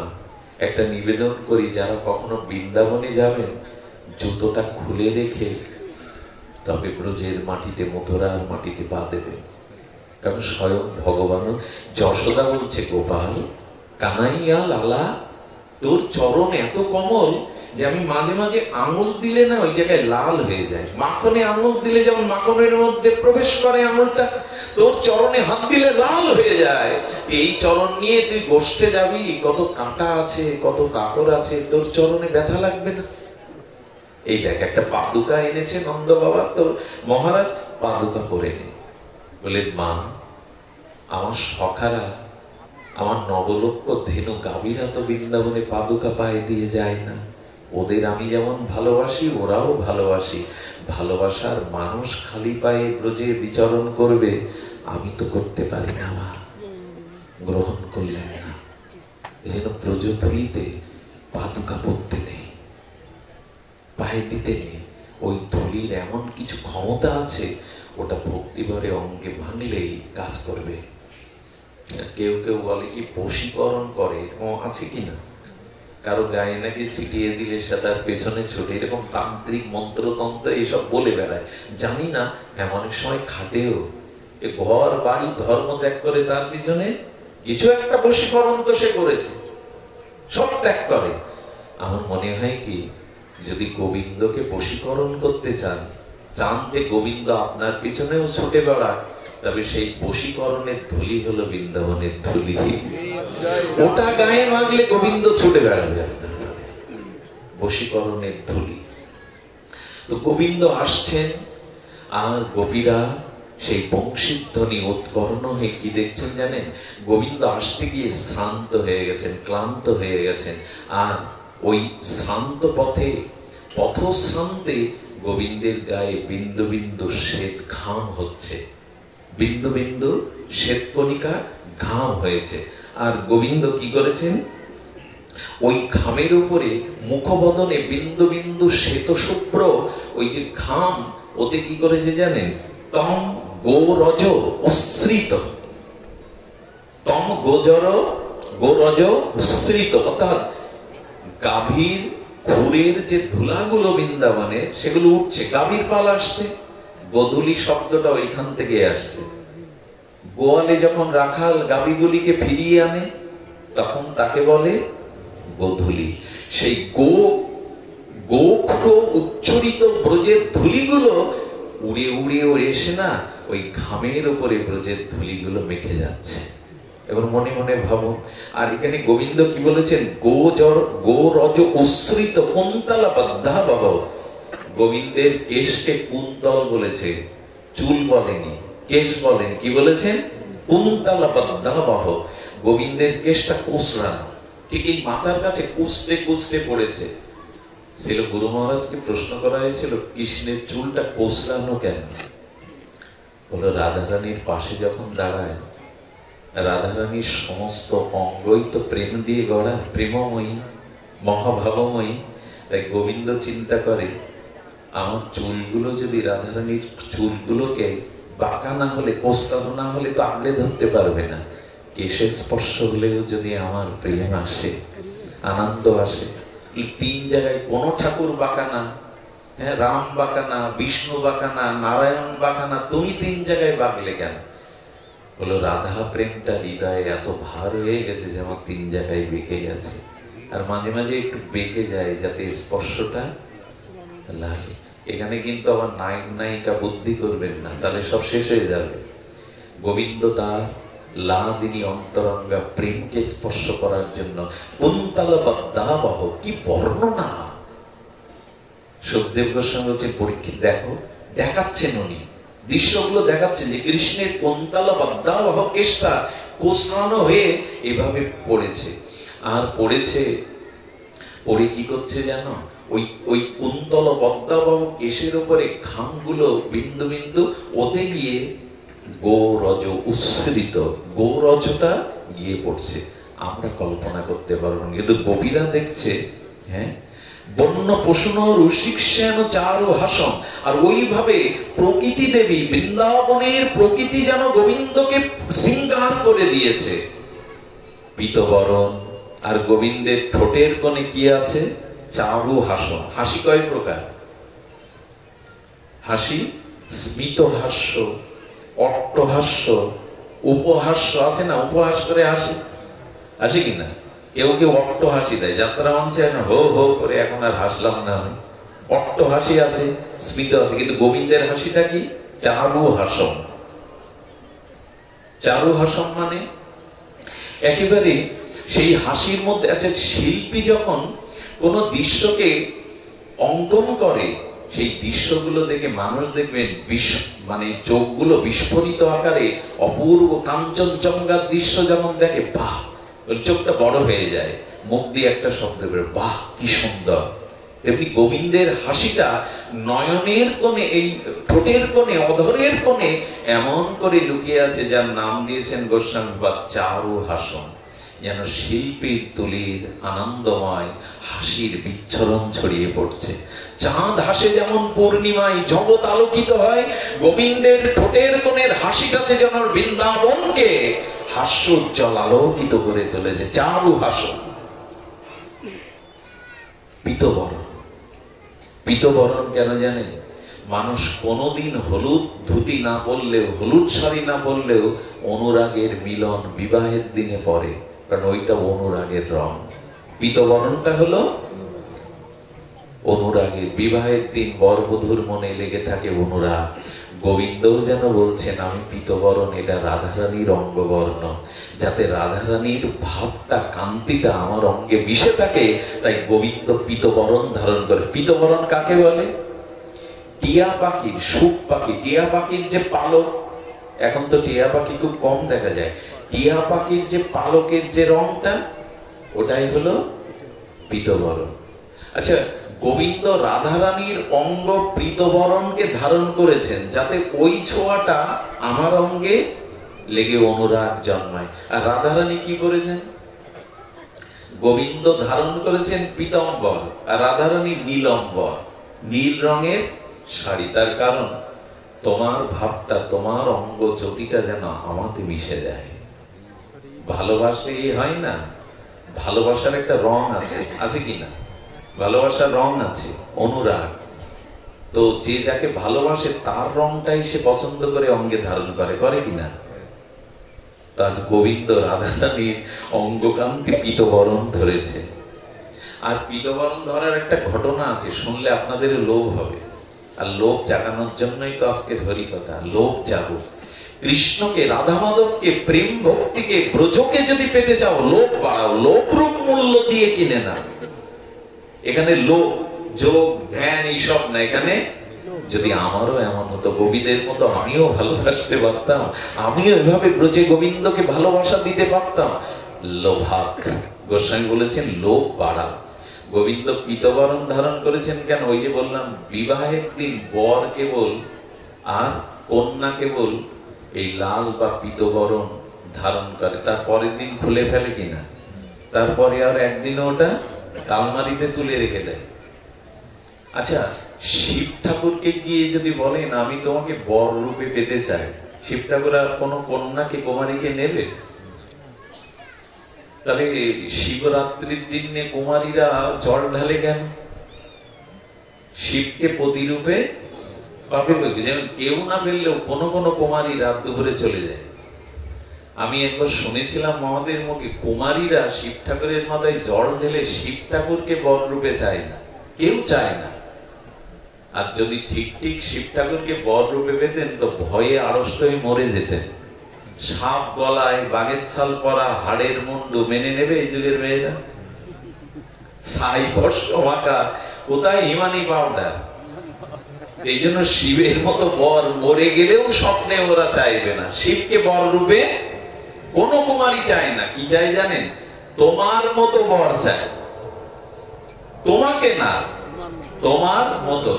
তার মানে তুমি যেমন পার্বতীর আঁচল তলে লুকিয়ে থাকো, পার্বতীর সব কথা শোনো, আমিও যাকে প্রতিরূপে পাবো তোমার মতো যেন সে আমার আঁচল তলে থাকে।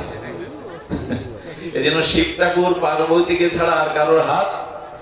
এবার রামচন্দ্রের গলে মালা যায় যদি কোনো কুমারী, গিয়ে তোমাকে আমি প্রতিরূপে চাই, রামচন্দ্র সীতার দিকে তাকাবেন। শূর্পণখাও গিয়েছিল সুন্দরী রূপ, বিউটি পার্লারে যেমন এখন কালো সাদা হয়ে যায়, বিয়ের 2-3 দিন পর বরের চোখেও চমক বসে যায়, দেখেছিলাম এত সুন্দর রং, এখন কালার এরকম হয়ে গেল কেন?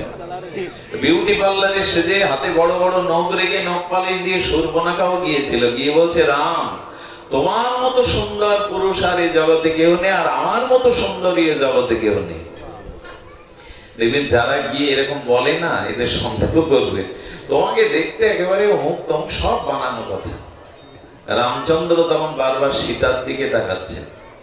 কেন তাকাচ্ছেন জানেন? সংকেত দিচ্ছেন, যদি এরকম বিউটি পার্লার থেকে কোন রাক্ষসী শঙ্কনী সেজে গুজে তোমাকে বশ করতে আসে, তবে তুমি ভক্তির দিকে তাকাও। সীতা হলো ভক্তি, তাহলে ওদিকে নজর যাবে না, ভক্তির দিকে তাকাও। কি দারুণ সংকেত দিয়েছেন। তাহলে আর ওদিকে রামচন্দ্র বলবেন, আমি এ জন্মে আর কাউকে এক পত্নী ধরো, আমি দ্বিতীয় পত্নী গ্রহণ করব না। আচ্ছা, নারায়ণের কাছে যান, বললেন লক্ষ্মী আছে, আর কাউকে নেব না। কেউ নেবে না, কিন্তু গোবিন্দ বললেন, তুমি যদি মঞ্জরি ভাবে সখী রূপে আমাকে পতি রূপে বরণ করতে চাও, আমি এই জন্য পীতম্বরধারী নটবর হয়ে দাঁড়িয়ে আছি, আসো আমি তোমাকে পতি রূপে বরণ করবার জন্য দাঁড়িয়ে আছি। এই জন্য আপনারা লক্ষ্য করবেন, এই জগতে একটা নিয়ম দেখবেন, কোন স্ত্রী যদি তার স্বামীকে, সুন্দরী যুবতী স্ত্রী যদি তার স্বামীকে বলে আজকে কৃষ্ণ পূজার আয়োজন করে দাও, স্বামী যদি জিজ্ঞাসা করে এত পয়সা ব্যয় করে আয়োজন করতে কেন বলছো, বলো কৃষ্ণকে আমি পতি রূপে ভজনা করতে চাই। আচ্ছা, আপনি যদি কৃষ্ণ বাদে, সচ্চিদানন্দ ভগবান বাদে বললেন আমি অন্য কোন পুরুষের ভজন করতে চাই, স্ত্রী রাখবে আপনার? উপাচার কিনে দেবে? পূজার থালা জোগাড় করে দেবে? ঘাট ধরে তো পিটিয়ে নেবে। আমি থাকতে অন্য পুরুষের পূজা করতে চাও? আজ কৃষ্ণের কথা বললে স্বামীরা রাগ না করে পরম কাটির টাকা ব্যয় করে কিনে আনে কেন? ওইখানে ভালোবাসাকে ওইখানে প্রতিরূপে বরণ করতে কারো দোষ নেই। বরঞ্চ আপনাদেরও বলি, যারা আমরা পুরুষ অভিমান করছি না, ওই রাজ্যে গোবিন্দকে পেতে গেলে প্রকৃতি হতে হবে, কবি হতে হবে, পুরুষ হলে ওখানে যাওয়া। এই জন্য ভগবান শিব ঠাকুর স্বয়ং অভিন্ন ঈশ্বর, কিন্তু উনিও রাসে প্রবেশ করেননি বা করতে, কারণ পুরুষ অভিমান নিয়ে ওখানে যাওয়া যাবে না। সুধীজন, আমি বলতে বলতে রেখে এসেছি, এই জন্য গোবিন্দ পীতম্বর ধারণ করেছেন। কুন্তল বদ্দাবহ বন্য পশুন রুচিষ্যন চারু হাসম বেনো কনমন্ত নই গৃহীত কীর্তেন। আর বদনে তিনি রাধা রাধা নামে বেনুর দ্বারা আর গীত করছেন। গোবিন্দ সুরসঙ্গীত সুদায় বংশীর ধ্বনিতে গীত করছেন। আর কি করেছেন? গোপ্য দিদীক্ষিত দৃশ্য ভগবান দৃশ্যম। গোপী এই দৃশ্য দেখছে। গোপী কি দৃশ্য দেখছে? গোবিন্দকে এই চারুহাস, পীতবরণ, মুরলীর গীত গানে, আর কুন্তলবদ্ধ বহ তার কমল বদনে সেই বৃন্দাবন গোকুল উচ্ছরিত ব্রজধূলি গুলো পরম শোভিত হয়ে আর গোবিন্দকে দর্শন করছেন। দর্শন করতে করতে গোপীদের চোখের পলক পড়লেই দেখুন, প্রীতিতে বলেছিলাম পিপাসা কখনো মিটবে না। যেই পলক পড়েছে, রাধারানী বিধাতাকে, ব্রহ্মাকে গালি দিতে শুরু করেছে, বিধাতা তুমি বেরসী, তুমি রসসৃজন জানো না, তুমি সৃষ্টি জানো না। এমন রূপ দেখতে কেউ দুটো চোখ দেয়? এমন রূপ মাধুর্য দেখতে কেউ দুটো চোখ দেয়? কোটি আঁখি দিল না বিধি, দিল মাত্র দুই, তার মধ্যে নিমেষ দিল কি দেখিব মুই। বিধি তুমি রসসৃজন, যোগ্য সৃজন জানো না, এমন মনোহর রূপ দেখতে কেউ দুটো চোখ দেয়? কোটি আঁখি কেন দিলে না? আচ্ছা, দুটো আঁখি দিলে পলক কেন দিলে? একথা আর কেউ বলেছে জগতে? এই দেখুন প্রেমের লক্ষণ, এই দেখুন ভালোবাসার লক্ষণ, বলে পলকটা কেন দিলে? গোপী বলছেন, একটা পলক পড়লে মনে হয় তোমাকে শত বছর, সহস্র বছর হারিয়ে ফেললাম। একই ব্যাখ্যা করে শব্দ দিয়ে বোঝানোর কথা। আচ্ছা, আমার বুকে যদি এখন ব্যথা ওঠে, দেখাতে পারবো আপনাদের? ব্যথা কি দেখানোর জিনিস? কিসের জিনিস? অনুভূতির জিনিস। আমার মা বা যে আমাকে প্রাণের থেকে ভালোবাসে তার বুকে যন্ত্রণা শুরু হবে, কোথায় তোর ব্যথা? ব্যথাকে অনুভূতির দ্বারা বোঝা যায়, দেখানো তেমনি এই কথাগুলো অনুভূতির দ্বারা অনুভব করা যায়, ভাষা দিয়ে বোঝানো যায় না। তো তেমনি করে আজ তারা দেখছেন আর কি করছেন, এই রূপ তারা, আহা এটি বলেই হয়তো আমি বিশ্রাম করব, এর পরে আর অন্য কথা আসে না, রসসিঞ্চন করে না। পিতা মুকুন্দ মুখ সারং মুক্ষি ভৃঙ্গই। সুখদেব গোস্বামীকে কি বলবো বলুন, তিনি পরমহংস, তিনি রাধারানীর এবং গোবিন্দের কৃপা পেয়ে সুখ হয়ে এসেছিলেন, না হলে এমন ভাষা কেউ বলতে পারে না। পিতা মুকুন্দ মুখ সার মুক্ষি ভৃঙ্গই। আচ্ছা, আমরা পান করি, রস আস্বাদন করি কি দিয়ে? মুখ দিয়ে তো পান করতে হয়, জিহ্বা মুখ দিয়ে। আর ভাগবত পান করতে হয় কি দিয়ে? কান দিয়ে। খাদ্য বা রস আস্বাদন করতে হয় মুখ দিয়ে। আর ভাগবত শ্রবণ করতে হয় কি দিয়ে? পিবত ভাগবত, কান দিয়ে ভাগবত রস পান করতে হয়। কিন্তু গোপীরা পান করে কি দিয়ে? কৃষ্ণ রূপমাধুর্য, কৃষ্ণের প্রেম মাধুর্য পান করে কি দিয়ে? বলে চক্ষু দিয়ে। এই দেখুন কি বলছেন, পিতা মুকুন্দ মুখ সার অক্ষি ভৃঙ্গই। আহা, তার মানে গোপীদের চোখটা কি হয়েছে? ভ্রমর, ভৃঙ্গ। গোপীদের চোখটা কি হয়েছে? ভ্রমর। আর গোবিন্দের বদনটা হয়েছে কমল। ভ্রমর কোন দিকে ছুটে যায় গুনগুন করতে করতে? ভ্রমর ফুলে ফুলে বসে কিন্তু পিপাসা মেটে না। গোপীদের ভ্রমরময় আখি অক্ষি গোবিন্দ মুকুন্দ। মুকুন্দ মানে মুকুন্দ শব্দের একটি অর্থ কমল। ভ্রমর যেমন গুঞ্জরিত রাগ রাগিনী আবেশে প্রস্ফুটিত কমল মধু সৌন্দর্যে আবেশ হয়ে বসে যায়, এবং গোপীদের চক্ষুটা সেই ভ্রমরের মতো শতপদ মৌমাছির মতো গোবিন্দের কমল বদনটা দর্শন করে সৌন্দর্য মধু পানের জন্য বুধ হয়ে গেছে। এ কি বর্ণনা করার ভাষা? আচ্ছা, ভ্রমরের দন্ত শক্তি জানেন আপনারা? বড় বড় কাঠের গুড়িগুলো ভ্রমর দাঁত দিয়ে কি করে? বড় বড় শক্ত কাঠের গুড়িগুলো ভেদ করে। কিন্তু মাঝে মাঝে দেখবেন কোমলের মধু সৌন্দর্য পান করতে গিয়ে ভ্রমর বসে যায়। আর কোমলের একটা স্বভাব হলো সূর্য অস্ত গেলে কোমলের পাপড়িগুলো বুঝে যায়, আবার সূর্য প্রকাশে প্রস্ফুটিত হয়। এটা কোমলের স্বভাব। পদ্মে, তো পদ্মের মধু পানে আবেশিক্ত হয়ে যে কালো ভ্রমর বসে, লক্ষ্য করবেন সকালবেলা উঠে দেখবেন দু একটা ভ্রমর ওর মধ্যে পাপড়ির মধ্যে মরে পড়ে আছে। যার দাঁতের শক্তি বড় কাঠের গুড়ি ভেদ করতে পারে, তো সন্ধ্যায় অস্ত সূর্যগামী হলে কমলের পাপড়ি যখন আবৃত হলো, তোমার দাঁতের শক্তি দিয়ে বাঁচবার জন্য বেরোতে পারোনি। কেন পারেনি জানেন? ওই মধু পানে এমন আবেশ এসে গেছে, ওর বেরিয়ে আসার, ওর শক্তির কথা ওরা মনে নেই। এজন্য ওই মধু গন্ধ আবেশে পদ্মের কোমল পাপড়ির মধ্যেই ওইখানেই মরে পড়ে থাকে, আর যাওয়া হয় না। তো গোপীরা যেন প্রাণ মন দিয়ে গোবিন্দের বদন কমল মাধুর্য আস্বাদন করতে করতে এই দেহকে ও সংসার সব ভুল হয়ে গেছে গোপীদের।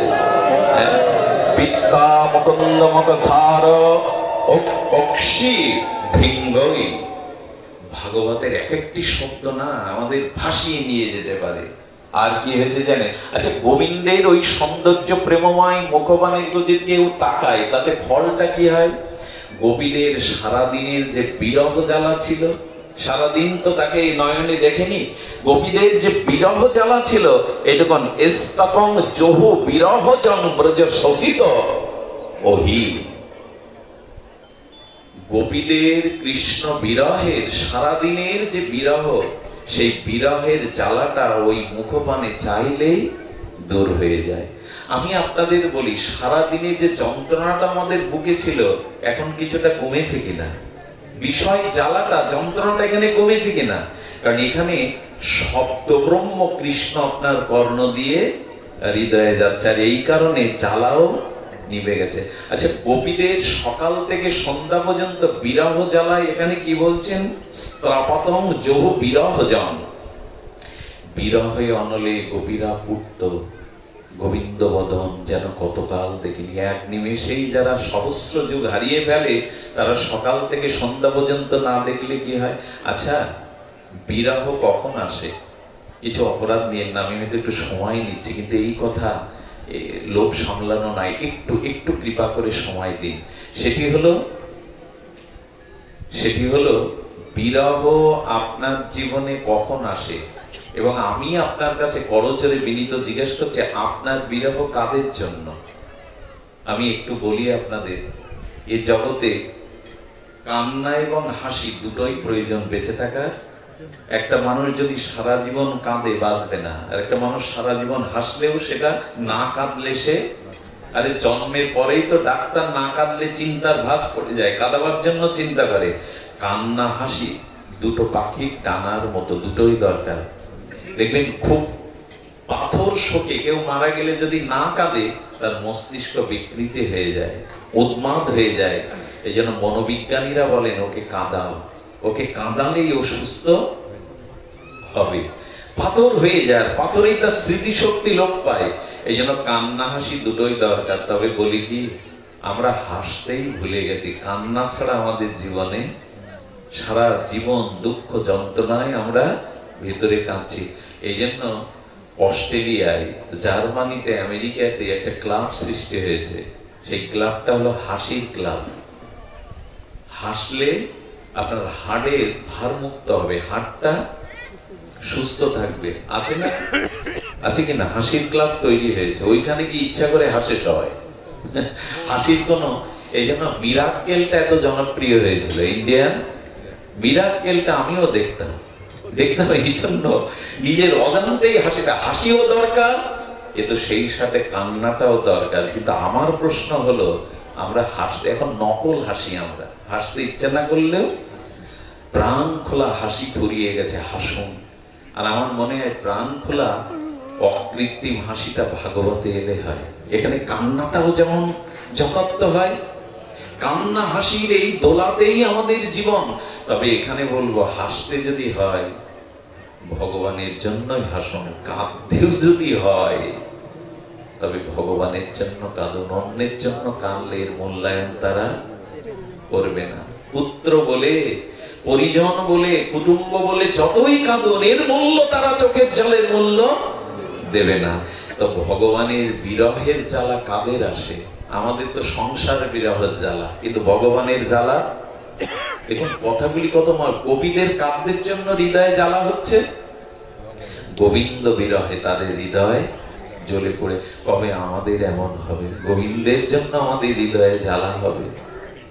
তবে একটা কথা বলি, মিলন না হলে বিরহ, যাকে চেনেন না, যার সাথে সম্বন্ধই হয়নি, যার সাথে ভালোবাসার আদান প্রদান হয়নি, তার জন্য বিরহ করেন আপনি।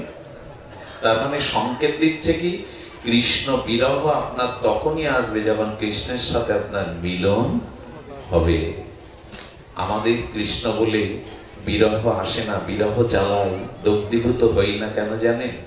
এই কারণে মিলনটাই তো হয়নি, তো বিরহ কত হবে। এখন একটু একটু কেন বিরহের জ্বালা? একদিন হরিকথায় না যেতে পারলে দেখবেন আপনার ভিতরে যন্ত্রণা সৃষ্টি হবে। যেতে পারেনি, তার কারণ কিছুটা হরিকথা শুনতে শুনতে তাকে ভালোবেসে ফেলেছেন, তার সাথে কিছুটা মিলন হয়েছে। এই জন্য এখন তাকে ছেড়ে থাকতে, এই যারা এসছে না, এদের তো নাম বলা যাবে না, অনেক দূর থেকে আপনারা এসেছেন। এর একটাই কারণ গোবিন্দের সাথে হরিকথা সাধু সঙ্গে শ্রবণ করতে করতে কোথায় একটা মিলন কিঞ্চিত হলেও আপনাদের হৃদয়ে হয়েছে পরমাত্মার সাথে। এই জন্য সেই মিলনের বিরহটা, অনেকদিন হরিকথা শুনিনি, অনেকদিন সাধু সঙ্গে যায়নি, এরকম আক্ষেপ করে দেখবেন। বিরহটা কেন ওঠে? মিলন হয়েছে বলেই বিরহের উৎপত্তি। তো গোপীদের স্থাপন জহু বিরহজন, ওদের হৃদয়ে বিরহ জেগেছে। তো গোবিন্দের বংশীধ্বনি, আত্মার কোমল বদন, সৌন্দর্য বদন কমল মাধুর্য দেখলেই ওদের বিরহ চলে যেত। আর তৎসৎ কৃতিং সমাধিগম্য বিশেষ গোষ্ঠং সবীর হাস বিনয়ং যত পাদমমক্ষম, গোবিন্দের চরণের দিকে চাইলেই তাদের বিরহ দূর হয়ে তারা পরম শান্তি, পরম আনন্দ হৃদয়ে উপলব্ধি করত। আমি আজ এইটুকুই আপনাদের জানাবো, আসুন আমরাও তার প্রতীক্ষায় থাকি গোপীদের মতো। আমরাও তার অপরূপ সৌন্দর্যের দিকে একবার তাকিয়ে দেখি, মনের অনুরাগ মিশিয়ে, মনের একটু প্রীতি মিশিয়ে শ্রী গোবিন্দকে দর্শন করি। তবে একটা কথা বলবো, হ্যাঁ, ই তো রাগ বিস্মরণা, গোবিন্দের অদরামৃত চারুহাস, গোবিন্দের কুন্তলবদ্ধ যদি কেশ, গোবিন্দের প্রীতবরণ রাধা ভাব, তার ময়ী যদি মাধুর্য, শ্যাম সুন্দরের অপূর্ব মাধুর্য একবার নয়নে এঁটে যায়, তবে আমি আপনাকে প্রতিজ্ঞা রূপে ভাগবত সামনে রেখে বলছি, জগতে আর কোনো ইতর বস্তুতে আপনারা রতি হবে না। যারা ওই রূপে একবার নয়ন দিয়েছেন, প্রীতি মিশিয়েছেন, ওই রূপকে যাদের হৃদয়ে ভালো লেগে গেছে, তাদের এই জগতের ইতর কোন অর্থাৎ নিচ বস্তুর প্রতি আপনাদের নজর যাবে না। একবার ওই রূপকে যারা নয়ন মনে বসিয়েছেন, অন্য রূপ আর তাদের ভালো লাগবে না, কোনোদিনে ভালো লাগে না। আমি গতকালই সেই ঘটনাটি উল্লেখ করেছিলাম, মনিরামপুরে করে বিশ্রাম করছি। নন্দদাস গিয়েছিলেন বৃন্দাবনে। বৃন্দাবনে গিয়ে উনি আর ফিরে আসেননি। এই নব কি নাম বললাম, নন্দদাস। উনি একটা বারান্দাতে একটা সুন্দরী বধূর মুখ দেখেছিলেন। যেই মুখটা দেখলেন, সেই বারান্দায় গিয়ে বসলেন সকাল থেকে সন্ধ্যা পর্যন্ত। স্ত্রী আর ঘর থেকে, যার স্ত্রী সে আর ঘর থেকে কয়েকবার চেষ্টা করেও বেরোতে পারেনি। স্বামী বাড়ি আসতে বলছেন, ওনার কাছে শোনো তো, উনি কিছুর জন্যই কি দুয়ারে বসেছেন? স্বামী এসে প্রণাম করে বলছেন, আপনি বৈষ্ণব, হাতে মালা তিলক, আপনি এখানে কেন বসেছেন না খেয়ে না দিয়ে? আমরা একটু আহারের ব্যবস্থা করলাম। আমি আহার করতে এখানে বসিনি, কিছু নিতে আসি। তো কি বললেন, আর একবার ওই মুখটা দেখবো বলে সারাদিন বসে আছি। এই কথা যদি কোনো স্বামী শোনে, কি করা যায়? ভুল বুঝবে তো। একটু বৈষ্ণব মনে করে, ভক্ত মনে করে, যে বৃন্দাবনেই বাস করে এমন মহত্তা, এর মধ্যে রহস্য আছে। স্ত্রীকে বলছে, একবার যাও। বললেন, আমি ওর সামনে যাব না। সারাদিন যে আমার মুখ দেখার জন্য বসে থাকে, সে ভক্ত হয় কি করে? সে ব্রজবাস করে কি করে? বিশ্বাস করবেন, 3 দিন ওই বারান্দায় বসেছে, নাওয়া নেই, খাওয়া নেই। কিন্তু বৈষ্ণবদের তো জীবের প্রতি দয়া থাকে। স্বামী স্ত্রীকে বলছেন, আমি ওর সামনে যেতে পারবো না। কি করে জানেন? 3 দিন বাদে চলে গেল, কিন্তু পরের দিন সকালে আসে আর সন্ধ্যা পর্যন্ত বসে, কোনোদিন রাতও কাটায়। চারিদিকে ওনার নামে দুর্নাম ছড়িয়ে পড়তে লাগলো। এক কুলবধূ সুন্দরীর মুখ দেখবে বলে নন্দদাসের মতো মহাত্মা বসে থাকে বারান্দায়। আপনাদের কি মনে হয়, এটা তার ভ্রম? এটা তার মানসিক বিকার? এভাবে যখন মাস অধিক হয়ে গেল, চারিদিকে ছড়িয়ে পড়লো, ওনাদেরও দুর্নাম হচ্ছে। ওই রমণীর সাথে নিশ্চয়ই কোনো সম্বন্ধ না থাকলে ওনাকে দেখার জন্য ধর্ণা দেবে কেন? চারিদিকে যখন দুর্নাম ছড়িয়ে পড়লো, কি করলো জানেন? রাতের অন্ধকারে ওই ঘর ছেড়ে দিয়ে স্বামীর হাত ধরে বলল, চলো গোকুলে যাই, গুরুদেবের আশ্রমে, এখানে বাস করবো না, ওনাকে ব্যথা দিতে পারবো না, ঘাট ধাক্কা দিতে পারবো না, এটা বৈষ্ণবের স্বভাব নয়, চলো চলে যায়, যদি কখনো বিদায় নাই গৃহে আবার ফিরে আসবো। গোকুলে গুরুদেবের আশ্রমে এসেছে। গুরুদেব ওদের আহারের জন্য প্রসাদের ব্যবস্থা করে, ওরা স্বামী স্ত্রী আর পুত্র কন্যা 4 জন। এ তো মানে 5টা আসন পাতা। গুরুদেব তো ওদের সাথে বসে প্রসাদ পাবেন না। সেই মাতাটি জিজ্ঞেস করছে, বাবা আসন 5টা কেন, আর কে বসবে? বলে, 4 জন্য তুই ঘর ছেড়ে এখানে চলে এসেছিস, ওটা ওর জন্য পেতে রেখেছি। প্রশ্ন করে যদি উত্তর নিতে হয়, তারা শিক্ষক, প্রফেসর, অধ্যাপক, গুরুদেব না। গুরু তো সেই সামনে গেলেই যে হৃদয়ের ভাষা পড়তে পারে, যাকে মুখে বলতে হয় না। শিক্ষকের কাছে প্রশ্ন করে উত্তর পেতে হয়। শ্রী গুরুদেব অন্তর্যামী। ওমা, তুই যার জন্য ঘর ছেড়ে চলে এসেছিস তার জন্যই আসন আমি পেতে রেখেছি। তুই জানিস না ও কে? কিছুদিন পর এই বৃন্দাবনে ও সাক্ষাৎ ভগবানের নাম রূপ প্রচার করবে। ও কে জানিস? ওকে চিনিস না? ওই ধোঁয়া যেমন ধূপ করে আগুন হয়ে জ্বলে ওঠে, তবে গুরুদেব ও কেন আমার মুখ দেখতে চাইছিল? ও কেন রাতের পর রাত এমনি করে আমার বারান্দায় বসে থাকতো? শুনবি তাহলে, তোর রূপ দেখে নয়, তোর সৌন্দর্য দেখে নয়, ও তোর মুখের মধ্যে একজনকে খুঁজে পেয়েছে। এমনি হয় জানে, জগতে যাকে খুব ভালোবাসা যায় তার মুখটা না দেখলে, মা যেমন বেশিক্ষণ তার কোলের সন্তানকে না দেখলে তার ভালো লাগে না, তোর মুখের মধ্যে ওই একজনের মুখবদন দেখেছে। ওই দেখার জন্য পাগল হয়ে না খেয়ে না দিয়ে কলঙ্ক বদনাম নিয়ে পড়ে আছে। কে বাবা? বলো, গত জন্মে ও রাধারানীর অন্তরঙ্গা মঞ্জুরি রূপমঞ্জুরির সখী ছিল।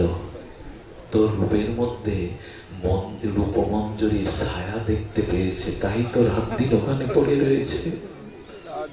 আচ্ছা মা, তুই বলতো, যে বারান্দায় বসে থাকার জন্য তুই অন্য রাজ্য ছেড়ে বৃন্দাবনে এলি, গুরুদেবের আশ্রমে এলি, সে কামুক হতে পারে? একটা জিনিস বলি, যার সঙ্গ করলে আপনার মধ্যে শুভ বুদ্ধির উদয় হবে, পবিত্রতার উদয় হবে, জানবেন সেই হলো আপনার প্রকৃত বন্ধু। আর যার সঙ্গ করলে ভোগ বুদ্ধি পাপ বুদ্ধি বেড়ে যাবে, জানবেন সে সৎসঙ্গই নয়।